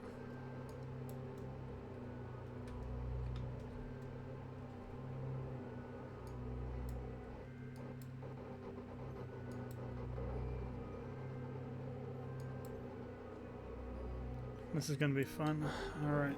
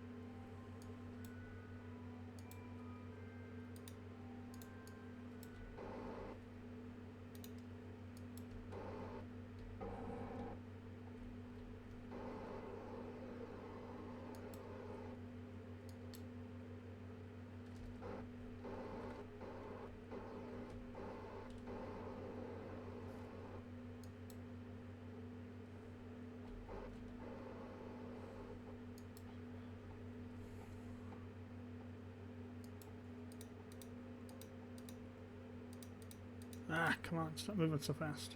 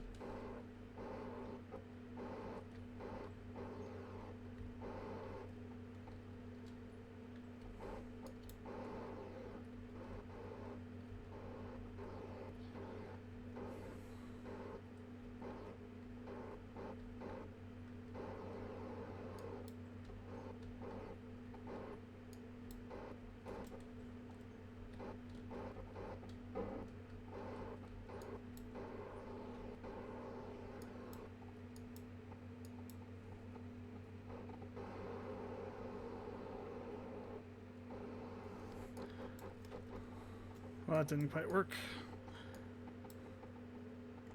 Hell, I even knocked it out of,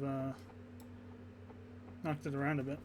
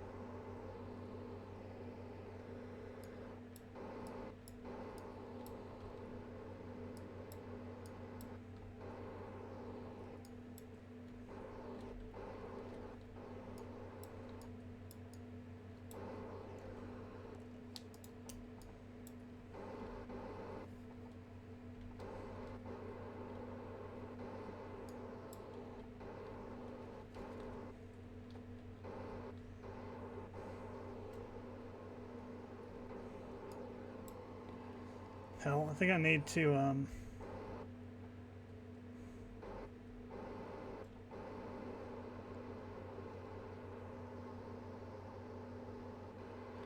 think I need to get into that and then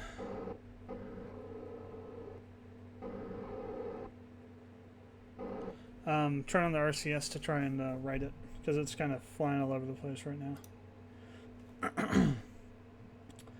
So when I hit it, when I came in and hit it, it knocked it down and really fracked it up. That hasn't happened before. Swear to God, that never happens.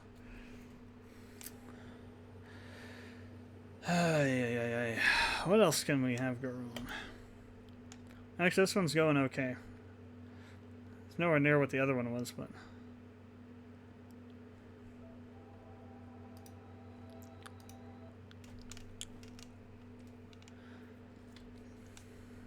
Yeah, I think this is proof that the RCS and stuff only works when you're flying it. Because I know it's on. Then again, it's a probe. It should be flying all the time. And that's why you put a probe on there, so you don't have to have somebody there. Well, even if it's a Kerbal, it should be flying all the time, not just when you're there. I guess that might be too much to handle in terms of the processing. Never mind, SAS was off.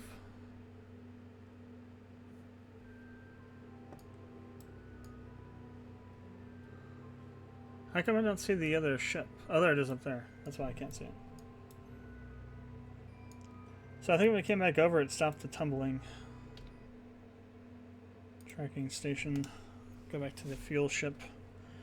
I'll give this another go here. All this for not very much fuel.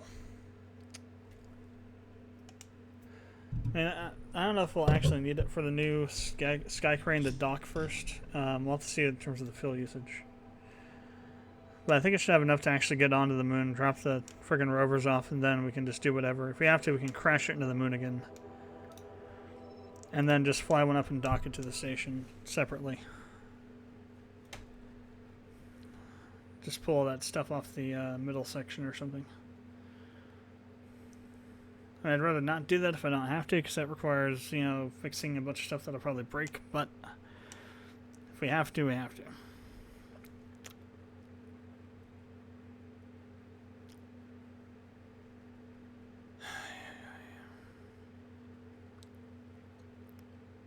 Okay.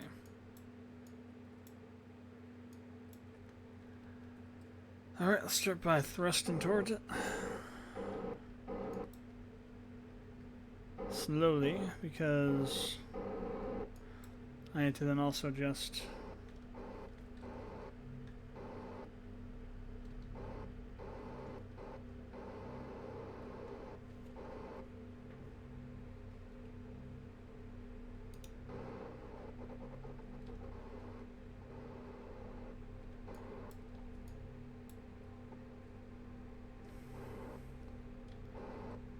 actually, I might want to back off a little bit. We're coming in too fast. Even if we're going away from it, that's still fine.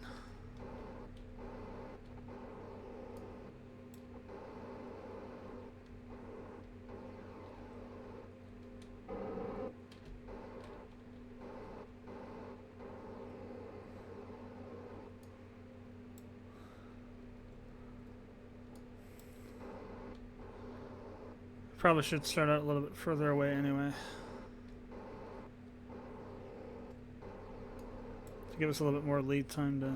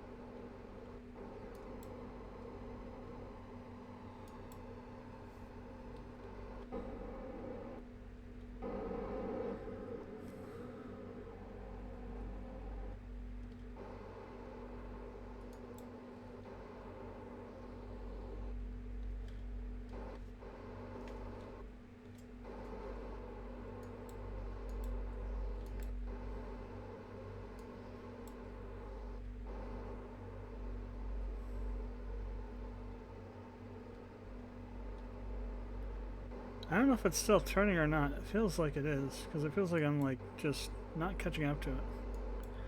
Unless I was just that far away from it. That far off of it.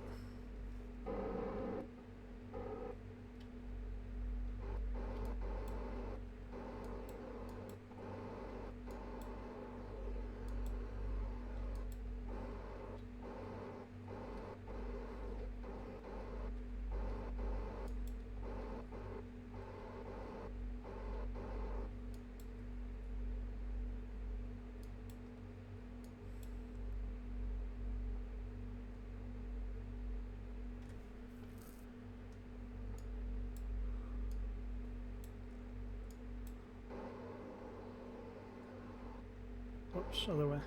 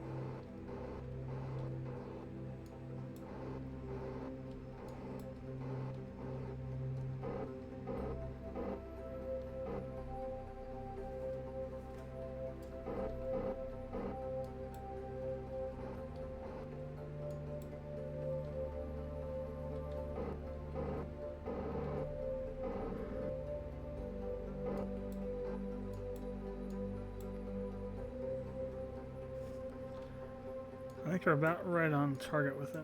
We'll see when we get a bit closer. Actually, we're kind of a little bit off, but we're nearly there.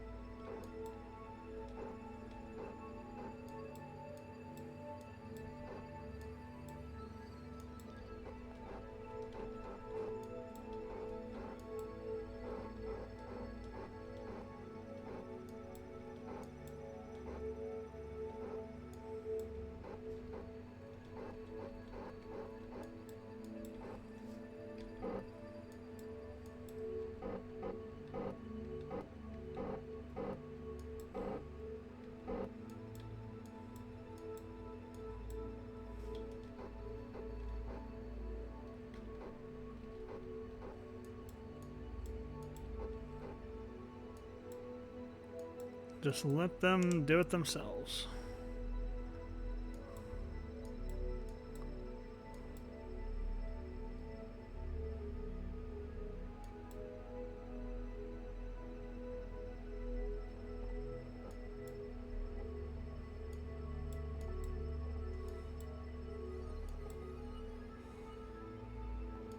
If we're going slow enough, they'll eventually dock.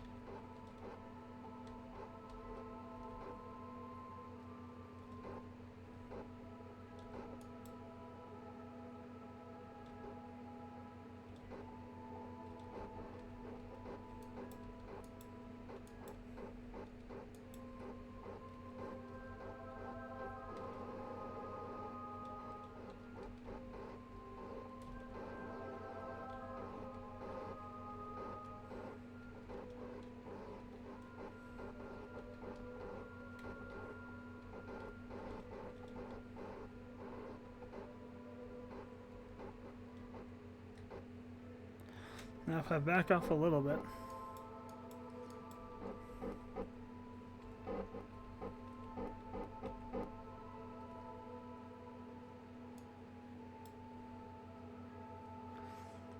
Come on, connect, damn it.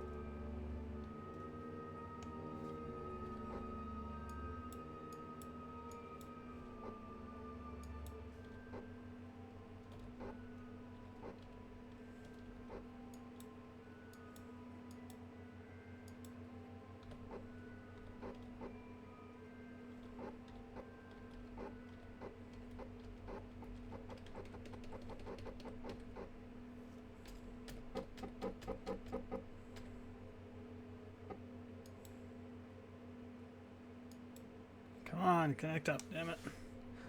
You're right there.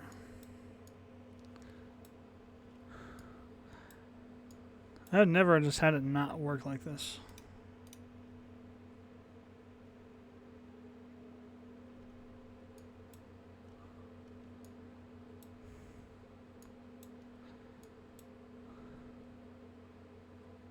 I mean, it should be freaking connecting by now.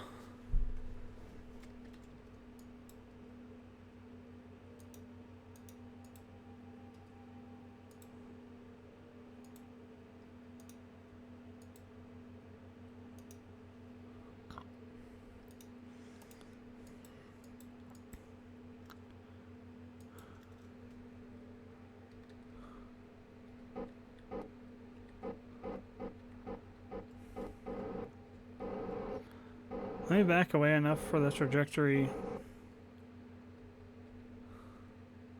I'm going to turn RCS off and let it just come in on its own.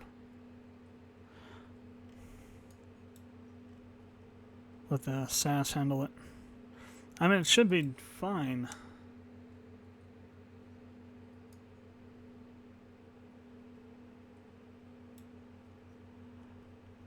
Damn. Managed to get it up here, now it won't connect.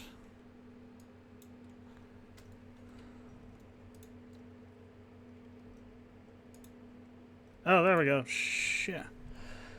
Finally. Good freaking God. Okay, so we do have quite a bit of fuel that we've used.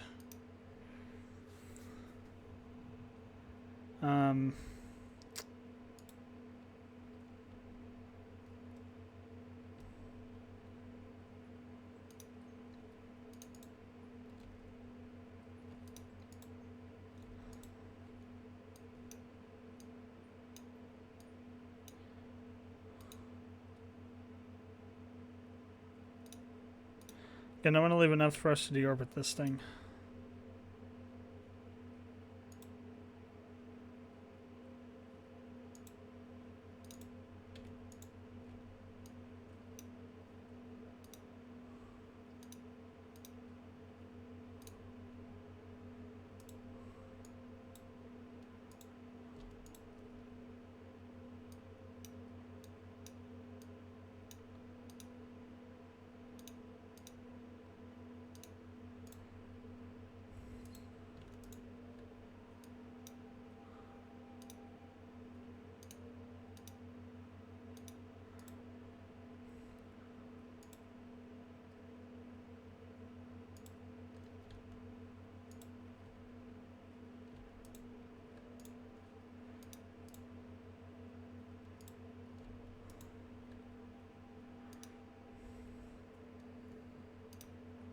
As you can see, things are starting to move around now because the weight's changing on certain things.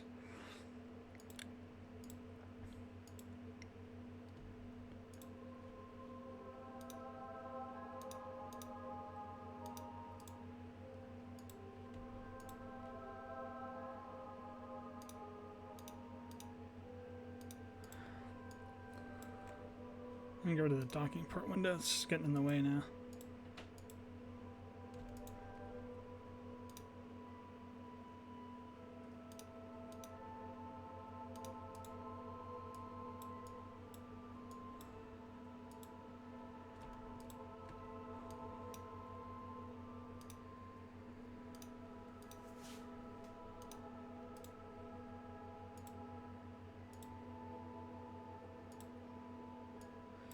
So have I gotten everything?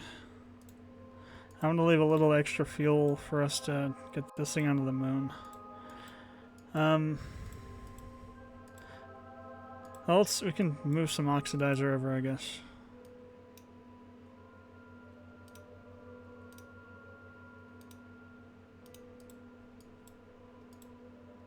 Yeah, it's probably about good. Oh, look at this. We still got a whole bunch of fuel. That's RCS. Liquid fuel.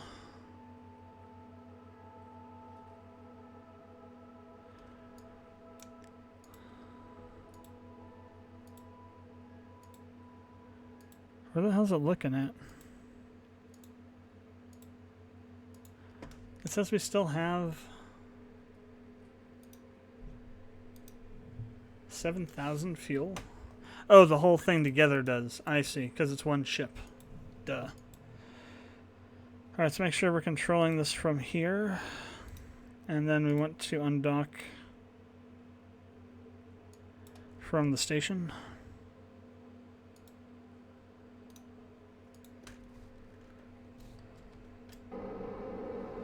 We'll use this to break away.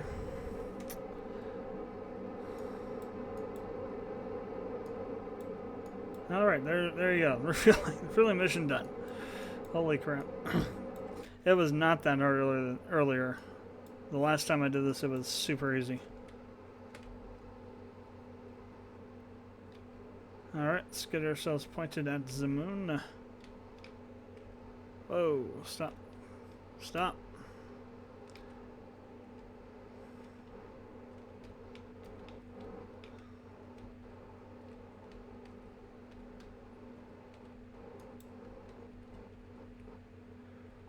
Alright, there we go. So, I'm just going to use the monopropellant for now. I'm just going to try and... Well, it's not going to work at all. Screw it.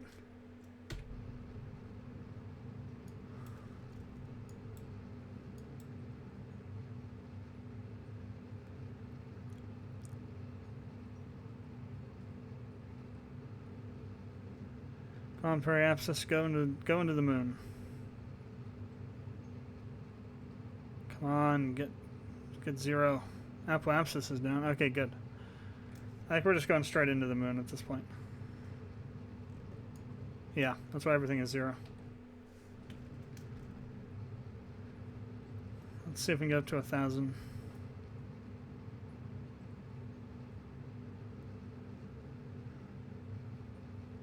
Still quite a bit of fuel, actually. We could have left a little bit more. Didn't realize how much we had left. But still, it's fine. The station's pretty much full anyway.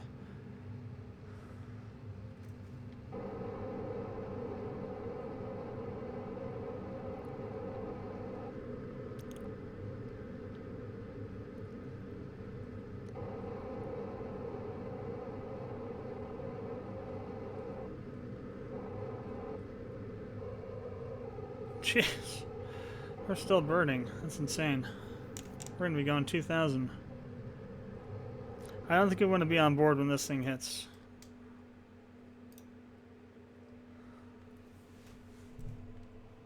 So I think that would cause some lag. If not, crash the game. Which I don't want to have happen because it probably wouldn't save the... probably would have to load a... It would load up a save... Well, I don't know if it did not a save or not. I would probably have to load up a save before we did all that. Which I don't want to do.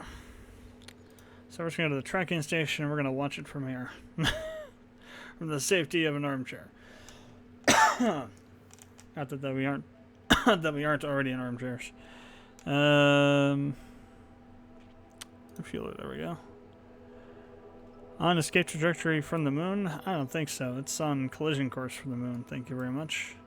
This is going to be interesting. I've never actually seen what happens. Okay, that's what happens. You lose track of it. Nice. Okay. Well, let's go ahead and try and get the rovers up to the moon again, and try and get the space crane docked with the station, and then we'll call it a night. If we have the fuel to. If we don't, then we're just going to crash it into the moon. It's my preferred disposal method of crap that doesn't do what it's supposed to.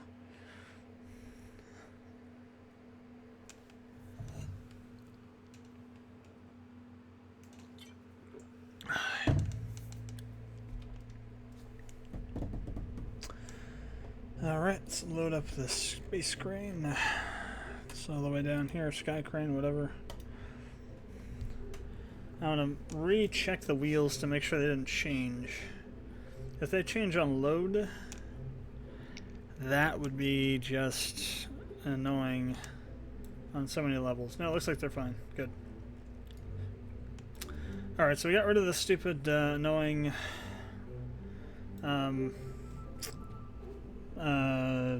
struts that were keeping us on. We got rid of the octo core probe that was attached to this bit. We put on some legs and more legs and we took the legs off and reattached them in a more proper position so they're not all over the place. We got lights on this thing now in case we land on the dark side of the moon or have to land on the dark side near the base. We got some bigger fuel tanks over here, and I think we're good to go.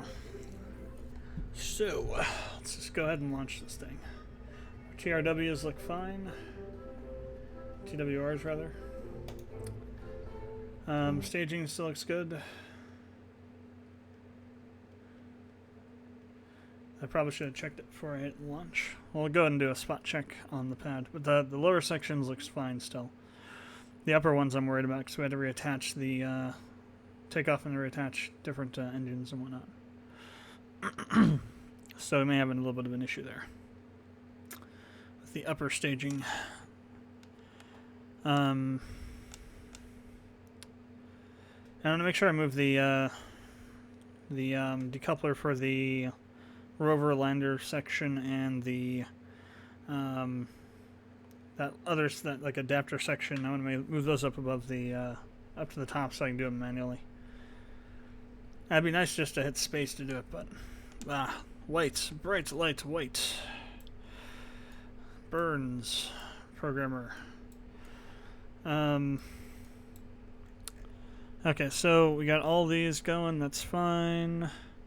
These are not asparagus staged, they're straight into the center, so they all drop off at the same time. This drops off, and this starts, and that drops off.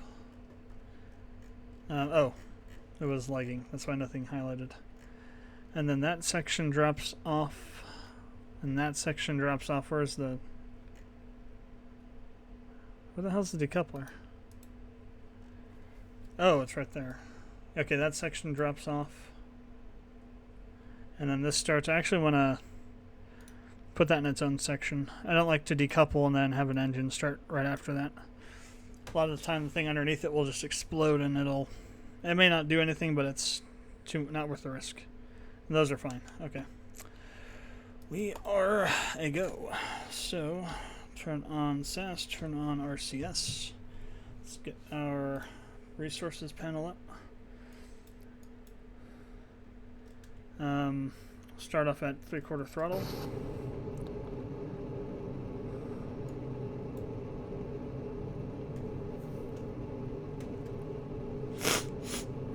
And we're off to the moon. Okay, we'll go a bit more. It might be too much.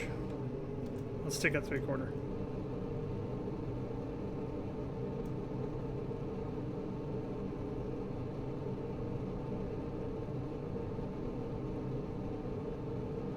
They're kind of wobbling around a bit. Is it because we're not going fast enough, or is it because we're going too fast? It's always the question.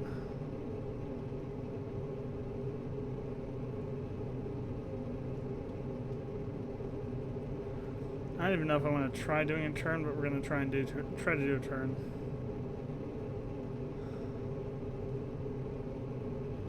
A small one.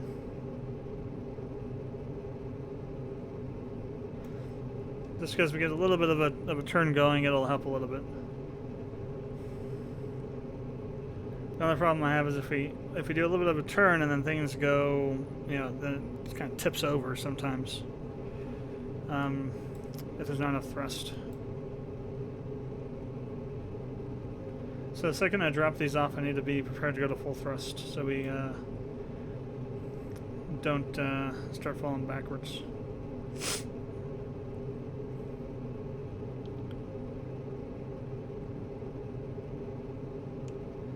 Alright, just about there.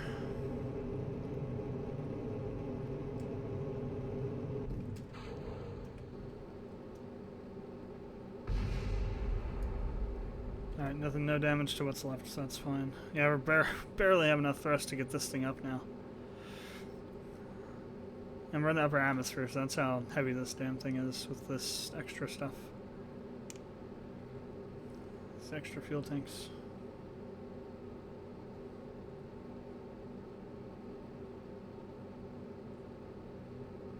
Alright, I feel more comfortable doing a little bit more of a steep turn now that we got just the one engine going. And we're up pretty high.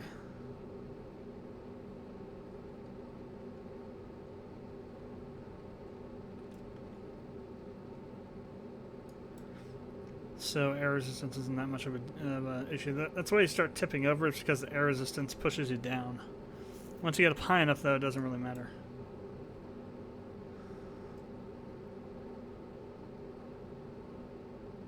Air's starting to wiggle around a bit.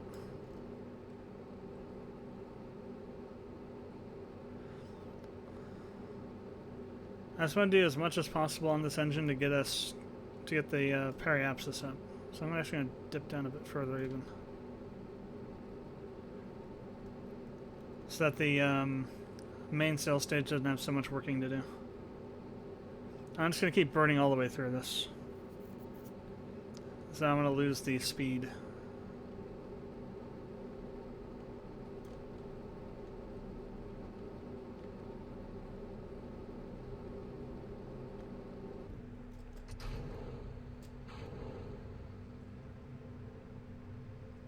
Alright.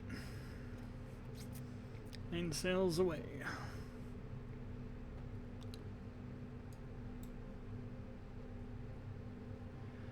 So how much fuel is actually in this stage? Okay, only 7,000. So there's 11,000 left in all the other stuff. So we'll be fine, I think.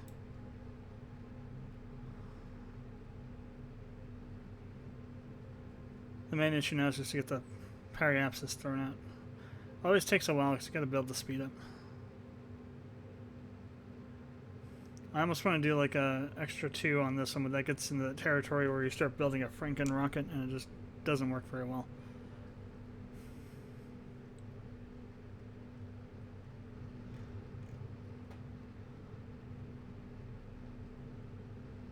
So it's best to follow the KISS rule. Keep it simple, stupid.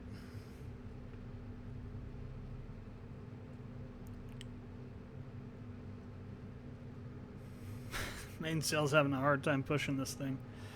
God. I think, yeah, it's the main sail. It's pretty sure it was. I was gonna say, I didn't think I put a skipper on this. The skipper wouldn't have enough thrust.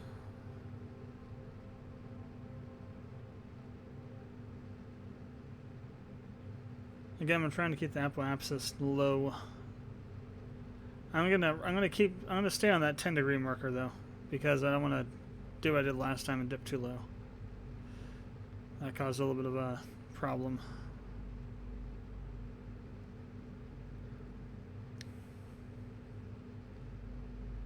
I wonder if the degree marker you're on is a relative increase to decrease on your orbit. In other words, if you're at a 10-degree angle burning prograde, does that mean that for every 10% of apoapsis you drop,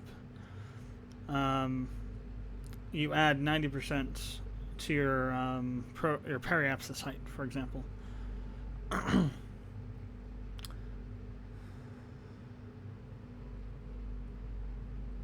Because it kind of seems that way. It seems like we're really pushing out the periapsis a lot and only going up a little bit on the prograde.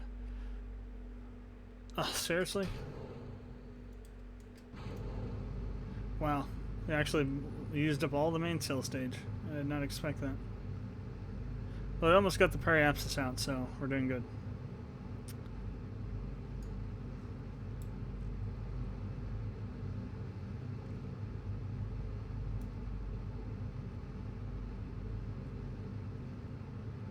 We got plenty of fuel. The only thing I'm worried about right now is the burn to the moon. It's still going to use a lot of fuel up.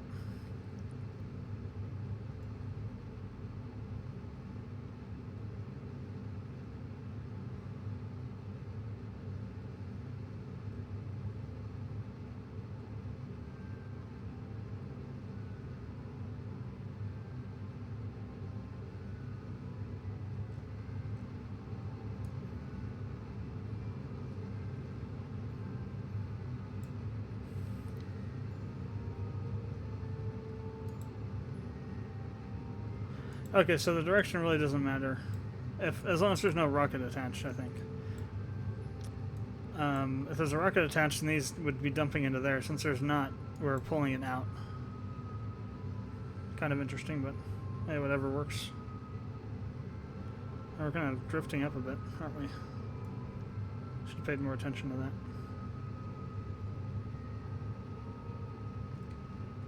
Here, silly me thought that the friggin' stability assist system would keep us stable.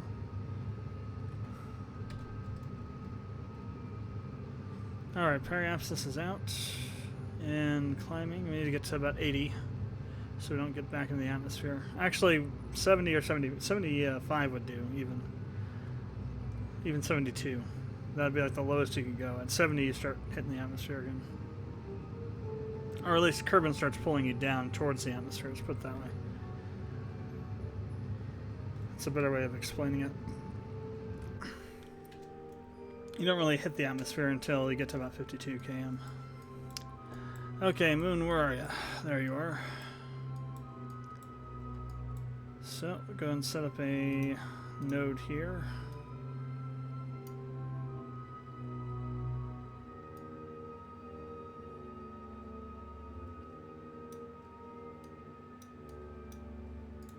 Why are all my orbits like really crappy orbits?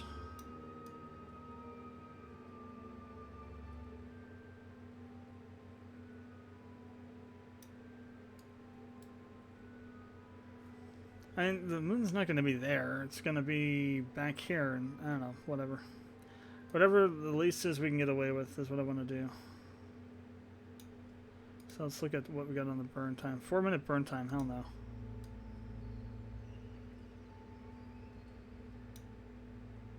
Well, it's going to be 4 minutes no matter what.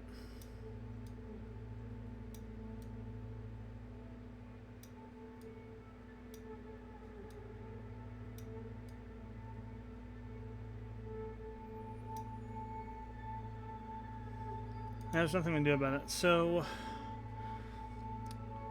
11 and 9 per second times 100 is 1,100.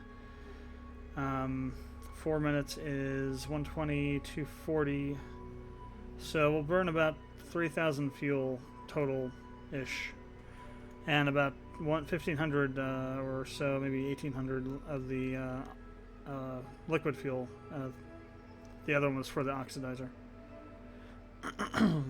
Getting there. Still, that leaves us with quite a bit of fuel. And again, if the goal is to get these damn things on the planet, whether or not we can get back to the station is not important.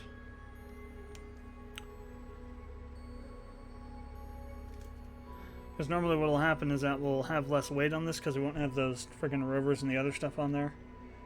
And we'll just go straight to the to docking with the station from Kerbal with one of these, instead of trying to drop something on the moon. Then send something out to dock with the sky crane to then drop it down to the moon. All right, we're gonna burn here in 10, or at 10, and now we have to wait a hell of a long time. I probably should have put a stronger engine, or maybe even switch. Well, we switched up to 8 engines on the sky crane. We would have had to readjust everything again on the top section. So, and it probably wouldn't have worked anyway because we need to have a lot of space for the electrical charge. So I think we've probably got the design we need. It's just about the weight that we're carrying. The last design was fine. I just changed it to see if we could use it to land and then get back up to the station or not. Normally you'll be dropping out of orbit over the moon, so this is the only time this scenario is an issue. But yeah, so on our way.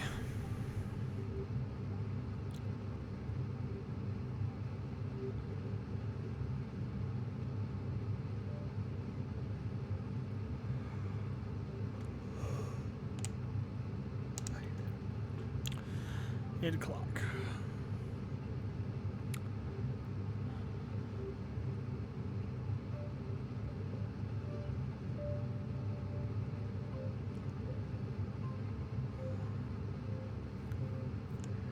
If I had just checked the Bloody Rover wheels the last time, we wouldn't have had to do all this. We could have been actually moving possibly something like a base core onto the moon at this point, but did I check the wheels? No. So there's no possible way the wheels would be changed in orientation when I load it from the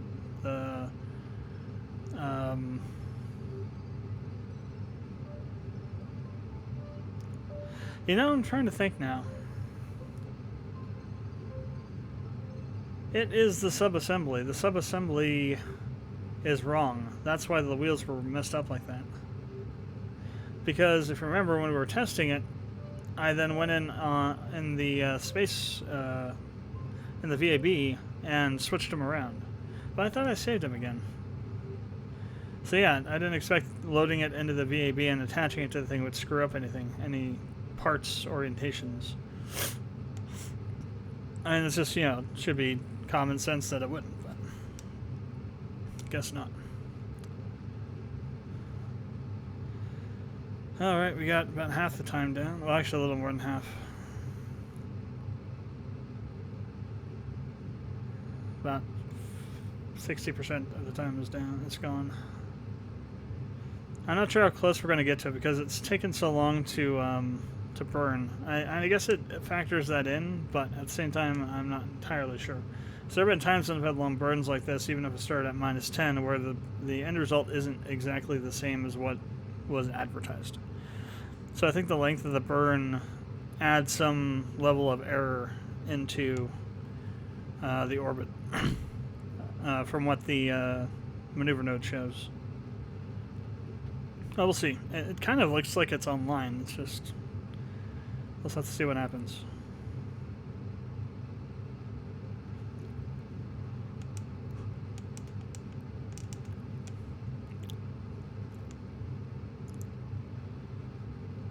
Okay. So, getting down to the 100 ms range, which is good, finally.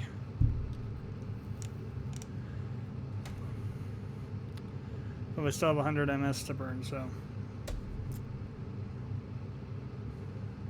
it is what it is.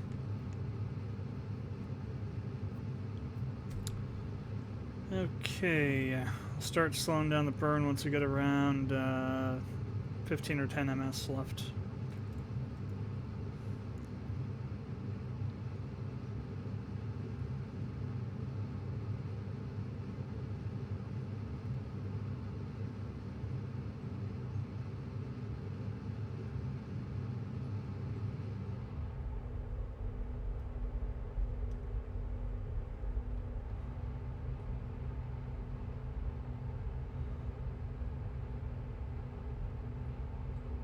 See, not quite as advertised. We might as well try and get as close to where it was before as possible so we don't have so much of a... It's kind of a little bit weird on the orbit there, but it'll do. Let's go ahead and warp in. Got plenty of fuel left, about 60% left. Definitely will not need to spend all of that to get a orbit and then get suborbital. That's actually pretty good. We actually have it wrapped around quite a bit already. Now I need to make sure if we burn retrograde, we're going to be pulling it back towards us and not around. Yeah, good, okay. So I'm actually going to go a little bit closer since we already have this pretty close. So we don't have to burn more than once. And we'll have a bigger impact from down here anyway, so everything works out. Jeb was here. Oh look, there's the our spots right there. So maybe we'll get to test out how landing works with these lights.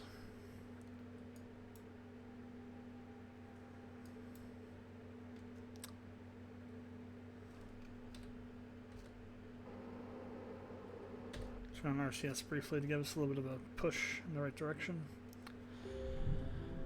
And start burning.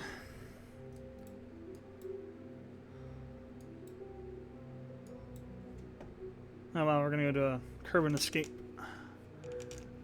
Is that a solar or is that a... Yeah, and then we end up going out to the sun then after that. Oh no, Kerbal escape, yeah. That is right.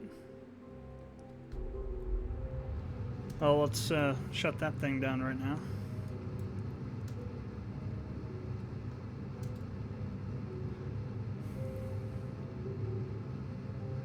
It's always annoying how easy these orbital burns look when you're using the friggin' maneuver node, and then when you actually start burning, you're like, oh, it's gonna take 2 minutes. Okay, that's how it's going.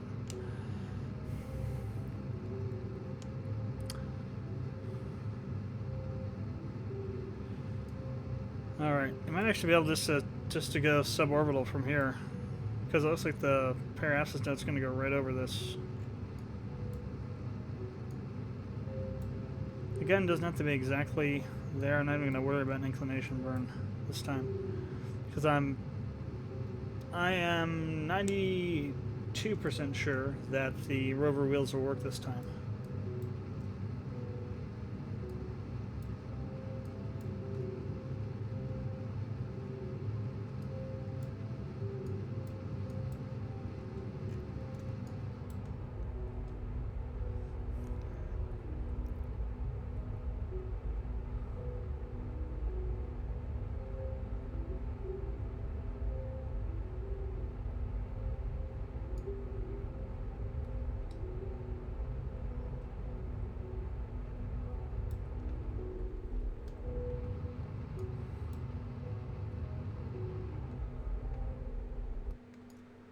Alright, we'll leave it right there, and then we'll burn some more when we get closer.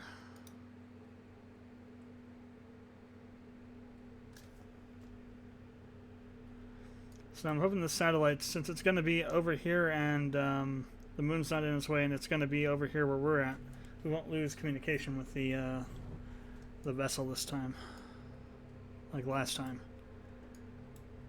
Well, 2 times ago, I guess, when we tried to land this stuff. Alright, so let's go and spin over to retrograde. Put the landing legs out, turn on the lights. Yeah, it looks like that's going to be pretty well. Lights up the area pretty well. I mean, that's just the inner ones around this stuff. We also have a bunch of ones around the outside section, too. I'm going to turn them off for now so we're not burning up the battery.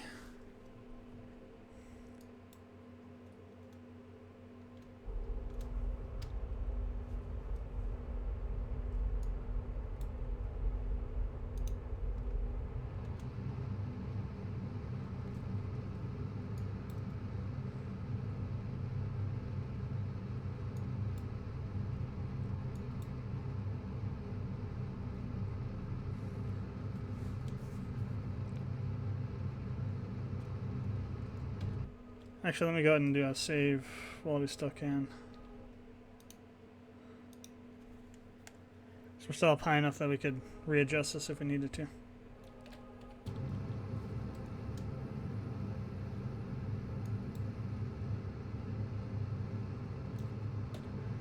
Not going to worry about that view right now.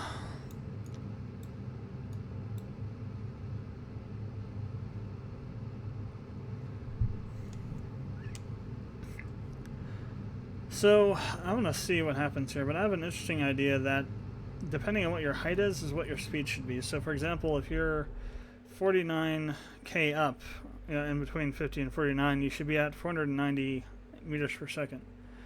Essentially tying your speed to where you're at on the height altitude, so that you can drop down, kill the horizontal speed, and not kill it so fast that they get out of sync with the vertical speed. That's when you start drifting around sideways, where you're trying to land, is when you get the vertical and horizontal speed out of sync.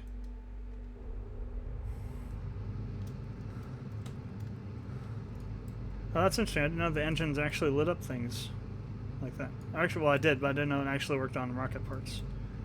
That's kind of cool.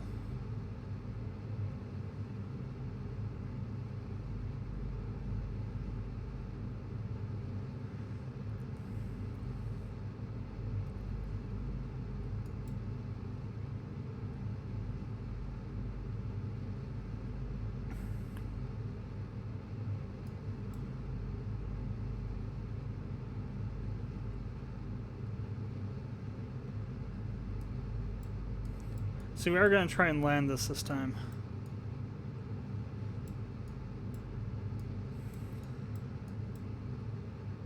Well, maybe not. Okay, let's go and turn that off. We got plenty of battery. I'm going to turn the lights back on. You really need to be able to see the land that you're landing on it. And we're on the dark side of the moon, that's very difficult. See, the thing I'm hoping is that it won't matter because these are here, so if it starts tilting over, it's going to get stopped. That's what I'm hoping. Because these will stop it. I could be wrong, but that's what I'm hoping will happen.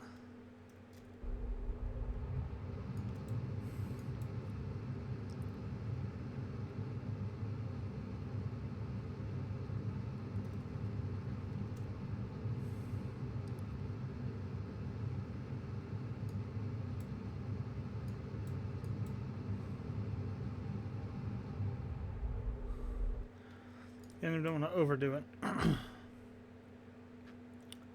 Still pretty high up. I also don't want to underdo it. Either of which could send us going in very bad directions. Or get us into really bad situations. Alright. Let's switch out the map real quick. Yeah, that's a pretty good dropping. I think we got this. I think this is gonna be fairly. As long as you don't land in that crater right there. It's small, but it's big enough to cause a hell of a lot of pain. Alright, I think we're just gonna burn for the rest of the time now, or at least either that or until we get down to 100. Actually, it'll probably be until we get to 100 because we'll probably get there before we get low enough for it to matter.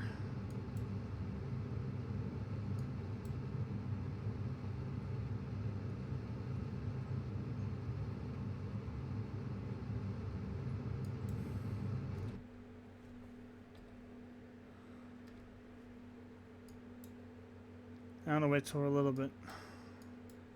Well, if we're gonna land in the crater, we're gonna land in the crater. Might as well try and land in the center of it instead of on the side. I waited a little bit too long now.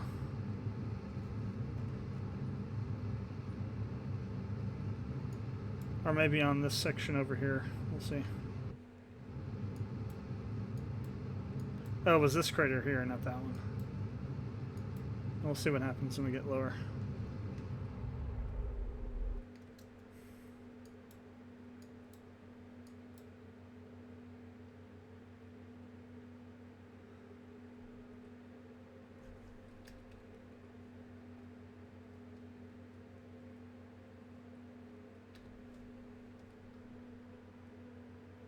Still a fair ways up. We might be able to do.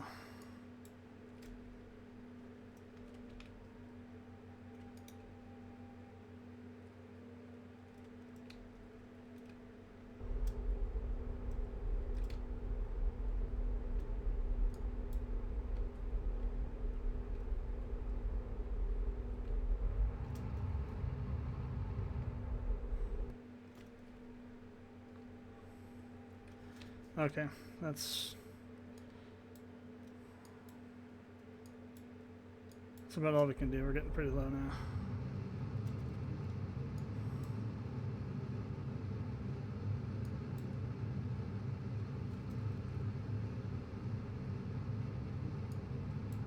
Hopefully that helps and we're a little bit more where we want to be.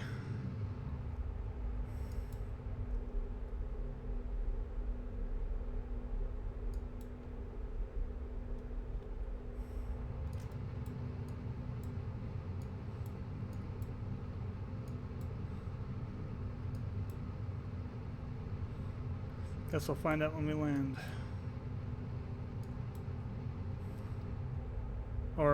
So this might be a really good reason not to land. Just to drop this thing off, because this thing won't have anything happen to it.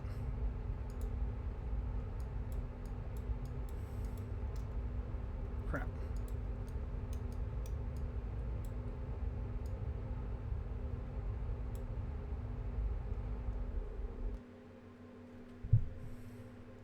That's too short. There's too much, you know, wingage with the rovers being there.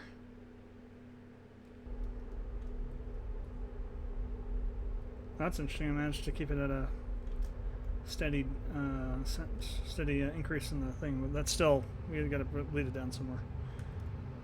We want to be going like less than 30 once you get down this close.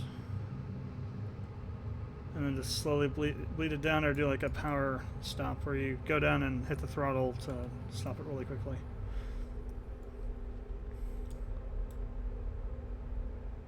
Still got plenty of fuel too.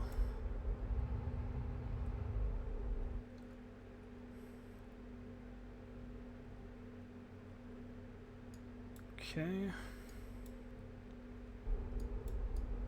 The lights still aren't hitting the ground yet.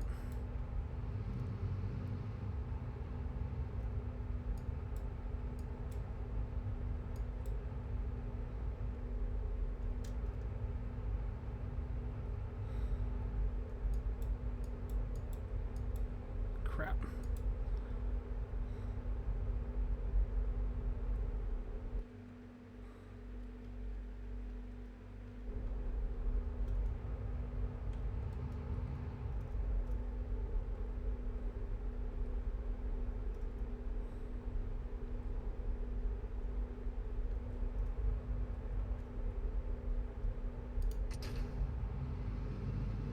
Perfect.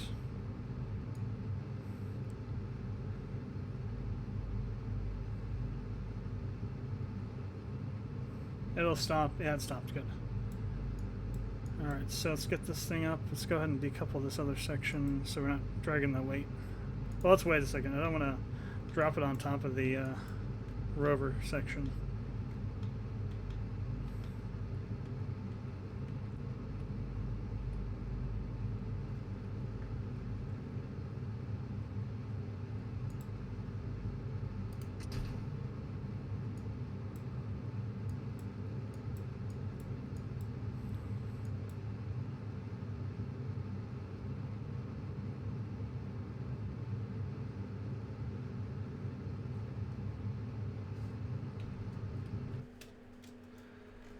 Alright, so now we just gotta push out the periapsis and see if we can't get this thing in to rendezvous. So let's go right about here.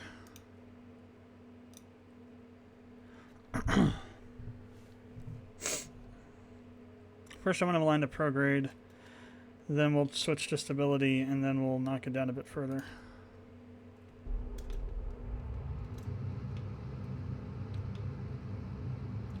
Push the prograde out.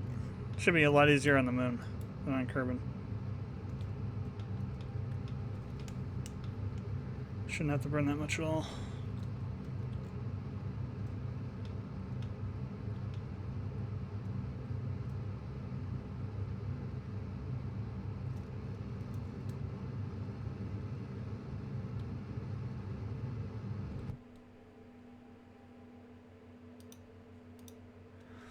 Let's try and save some fuel here.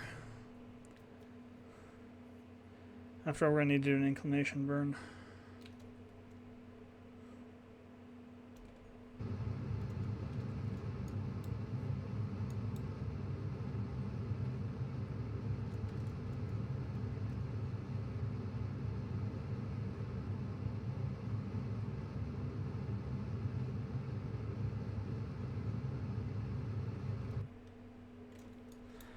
Alright, let's go ahead and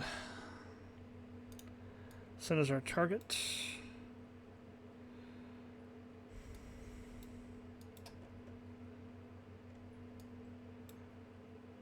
So which way are we going? We're going the opposite direction of this thing again. We'll just do what we did last time. Hopefully we have enough fuel for it. So we have to go over to the ascent node, so we have the right spot, or descent node, I guess, on this side. I think we do anti-normal. Yeah.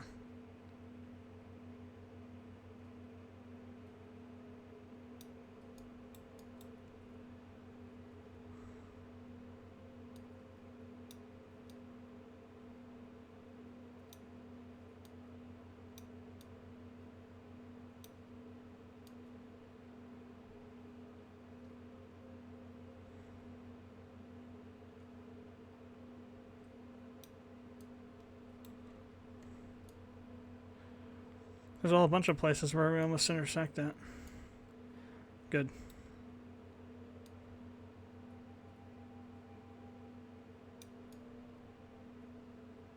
I'll make it a little bit more pro-grade.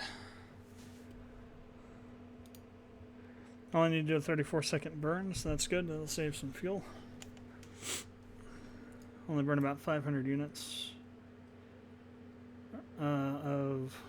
Well, that's still half the fuel, though, we have left. Oh, whatever. We'll see what happens.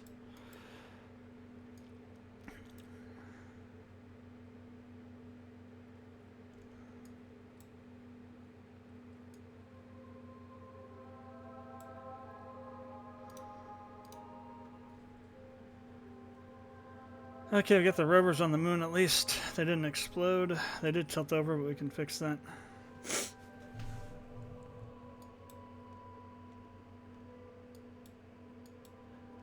Not too much trouble.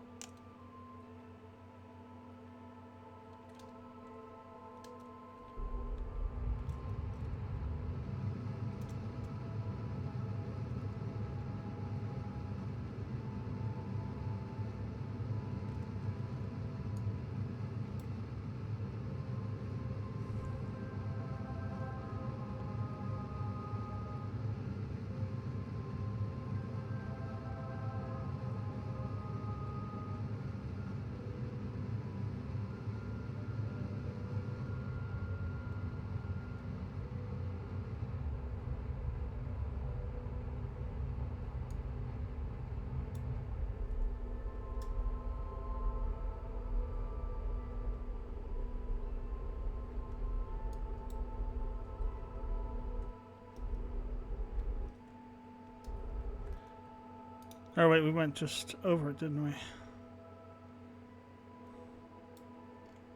Well, it is what it is. We'll figure out what we want to do from there.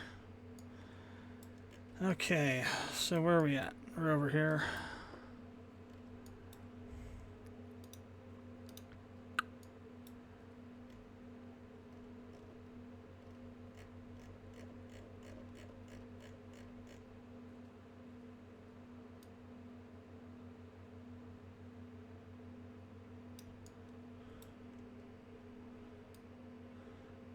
Actually, that might be one right there.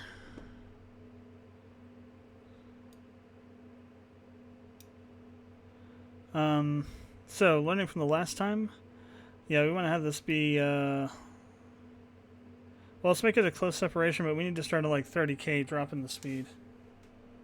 That should be fine. In 2 hours. So basically we come around to this maneuver node, we burn, and then when we come back around, that's when we'll intersect with it. Okay, let's go ahead and warp to there. Set up on the maneuver node. Electrical charge went so far down so fast, jeez. When we were on the dark side of the moon.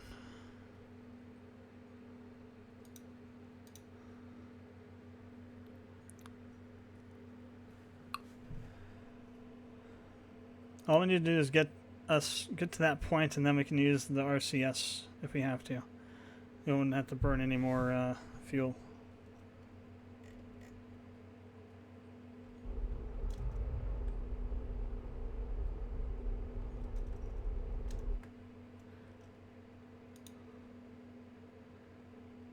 Actually did a little bit better. Alright, so I'm going to warp over to here. We'll see where we're going in terms of speed.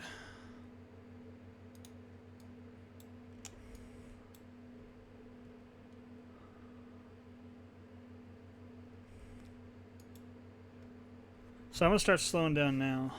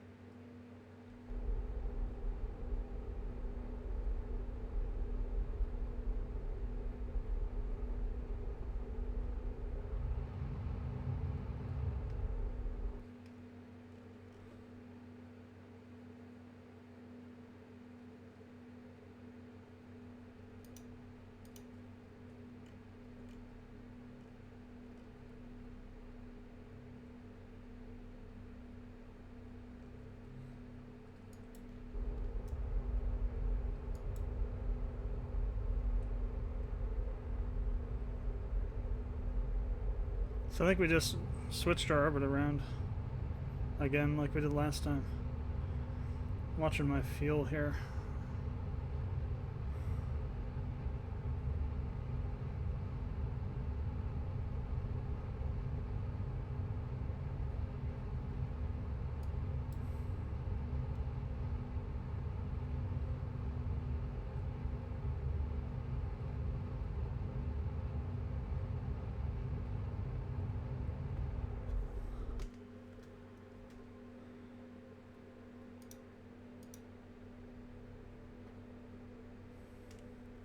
Again, if we can at least drop our speed down to nearly 0, I can use the thrusters to do the rest and then start going towards the station. You don't necessarily need the liquid fuel rockets, it's just it makes it so much easier going towards it after you get your engines, your speed stopped, or speed down to 0. Okay, let's start trying to do that.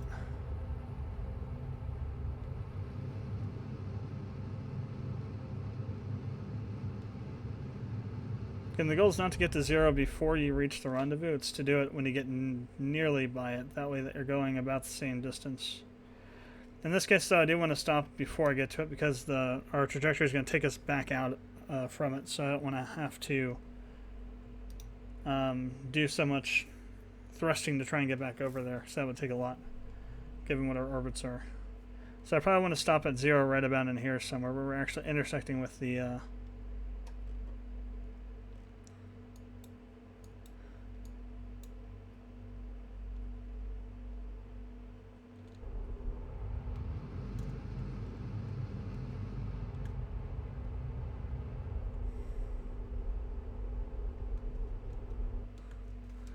Switch over to the other view. Turn off SAS. Actually, turn it on. We'll just bleed the rest down. So there's the moon station over there.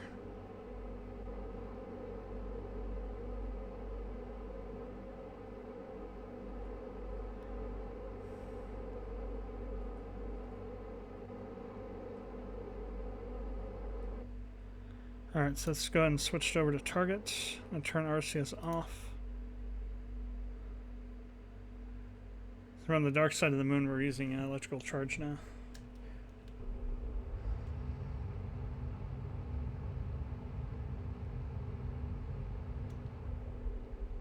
I want to be able to slow down from this, so...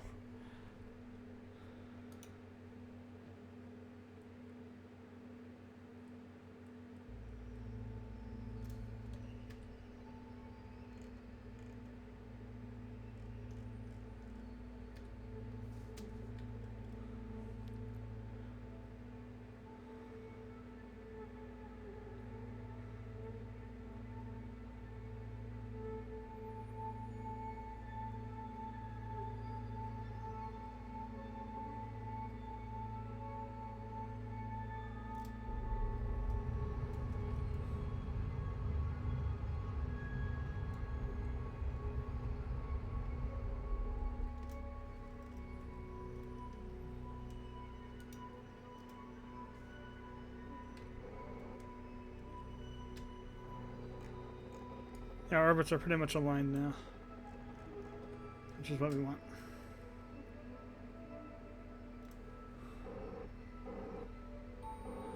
And so begins this whole process.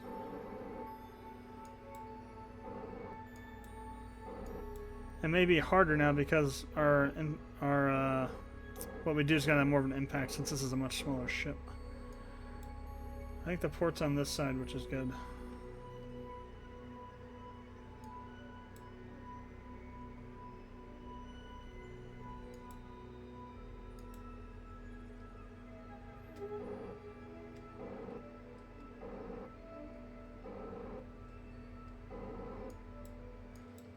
Just want to get close enough to see what's going on. Oh. Let's turn the lights off. Jesus. No wonder the battery is draining so fast.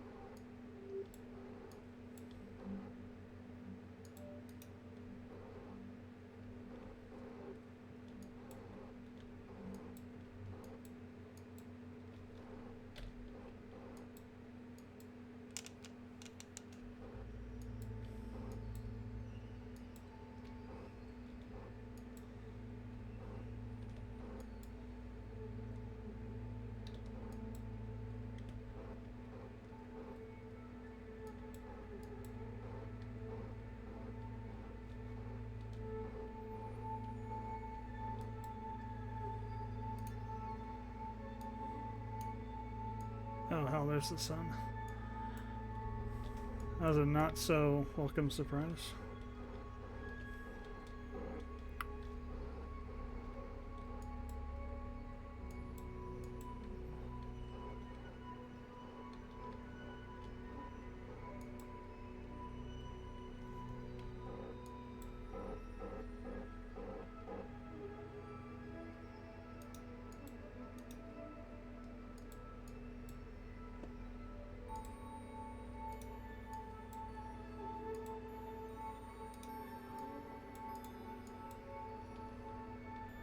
Crap.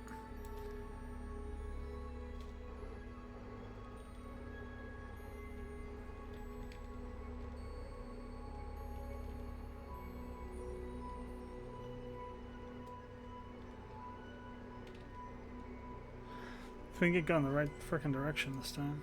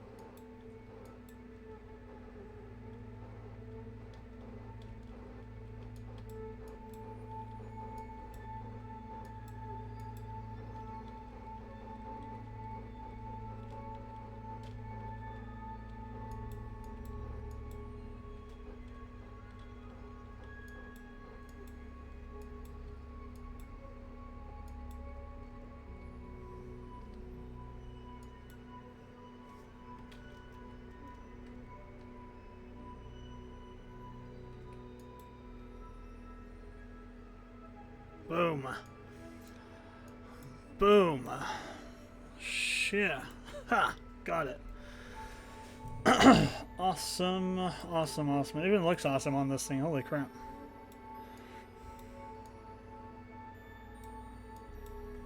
Ha! We got that son of a bitch. Okay, those guys are going to stay there. We're going to go back to the Space Center. We're going to go try and deal with the rovers now. I hope they don't frickin' explode when we try and turn them over. First, we gotta disconnect them, I guess. Ugh. Come on, Science Center, let's go. I know you're basking at the epicness, but you got stuff to do. Alright, now it feels like we're actually getting somewhere with this damn base.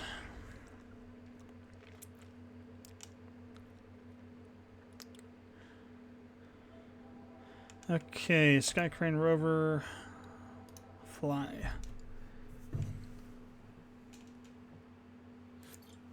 Probably could have been put lights on the rovers too. Just thought about that. Oh well.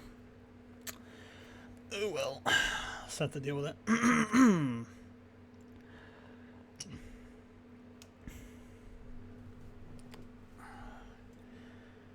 So yeah, I guess the best way to do it is once you get really close like that, as long as you're lined up pretty close, you can turn off the RCS and just use the reaction wheel to slightly move yourself around. Oh, what the hell? Okay, good. I don't like that speed. Oh, come on. What blew up?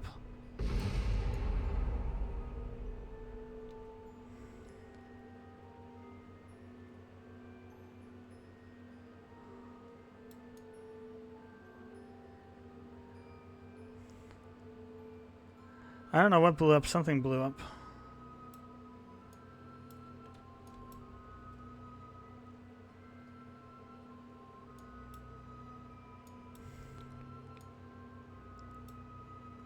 I think I'm actually slowing this down just with the force of these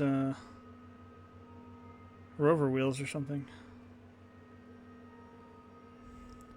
I don't think anything important blew up. The seats are still there. I'm not sure what exploded. Maybe some solar panels.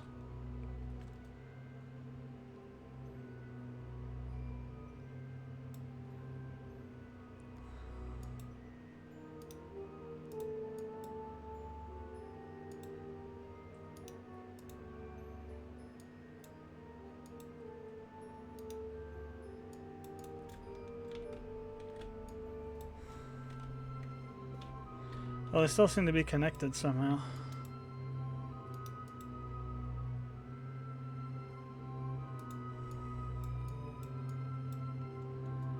So if you hit the brakes, SAS is supposed to be able to do stuff.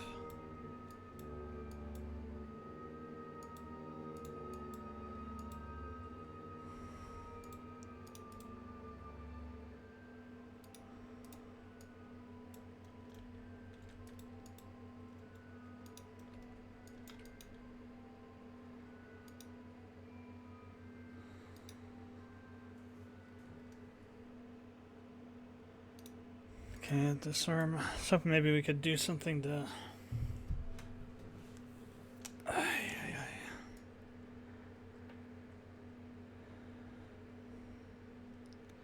So we got them landed just upside down. You know, we might be able to fix these with a Kerbal if we bring some up. We'll just have to fly them over or walk them over or something, but we should be able to get this turned back over. I still don't know what the hell blew up though. No, it doesn't seem like anything's missing on these. The command seats are there. All the solar panels are there. The battery ports, everything is there. Something blew up somewhere. It might have been something on this. Anyway, so I'll try and figure out how to fix those things. So I'm not going to fly into more rovers up. No, that was stressful enough the first time. So that's going to be it for tonight. Again, I won't be doing any streaming tomorrow. I'm going to be recording the hell out of Chrono Cross. I won't be uploading those videos tomorrow. Oh, wait, tomorrow's Wednesday. So, yeah. I may not be uploading them on Thursday. Maybe on Friday. It depends on when I actually start rendering them and how much I have. So, like, if I record, 20 hours, which I don't think there is, but if there is 20 hours and I record it, then that's going to be 10 parts. That's going to take... it will take better part of a day. So maybe I could still do it. We'll see. Just if they don't get uploaded on Thursday, though, just expect them on Friday.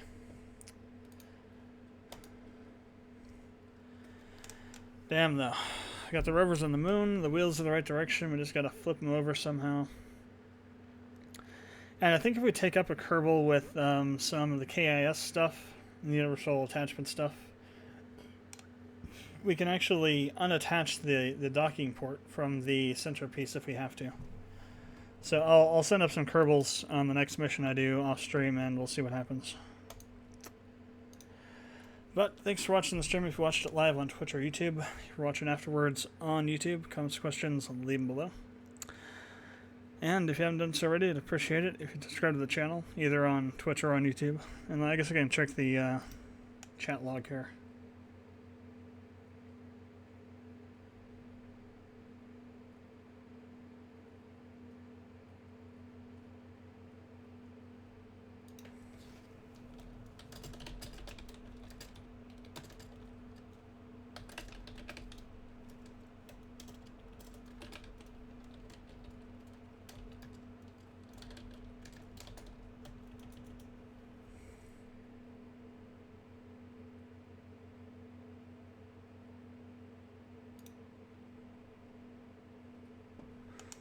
Anything? It's usually nothing over on... Oh, wow. There was somebody over here on...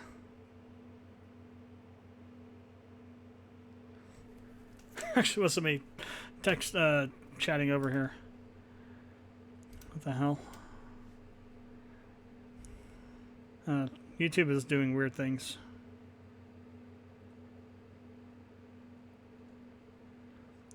Anyway, so I will see you next time.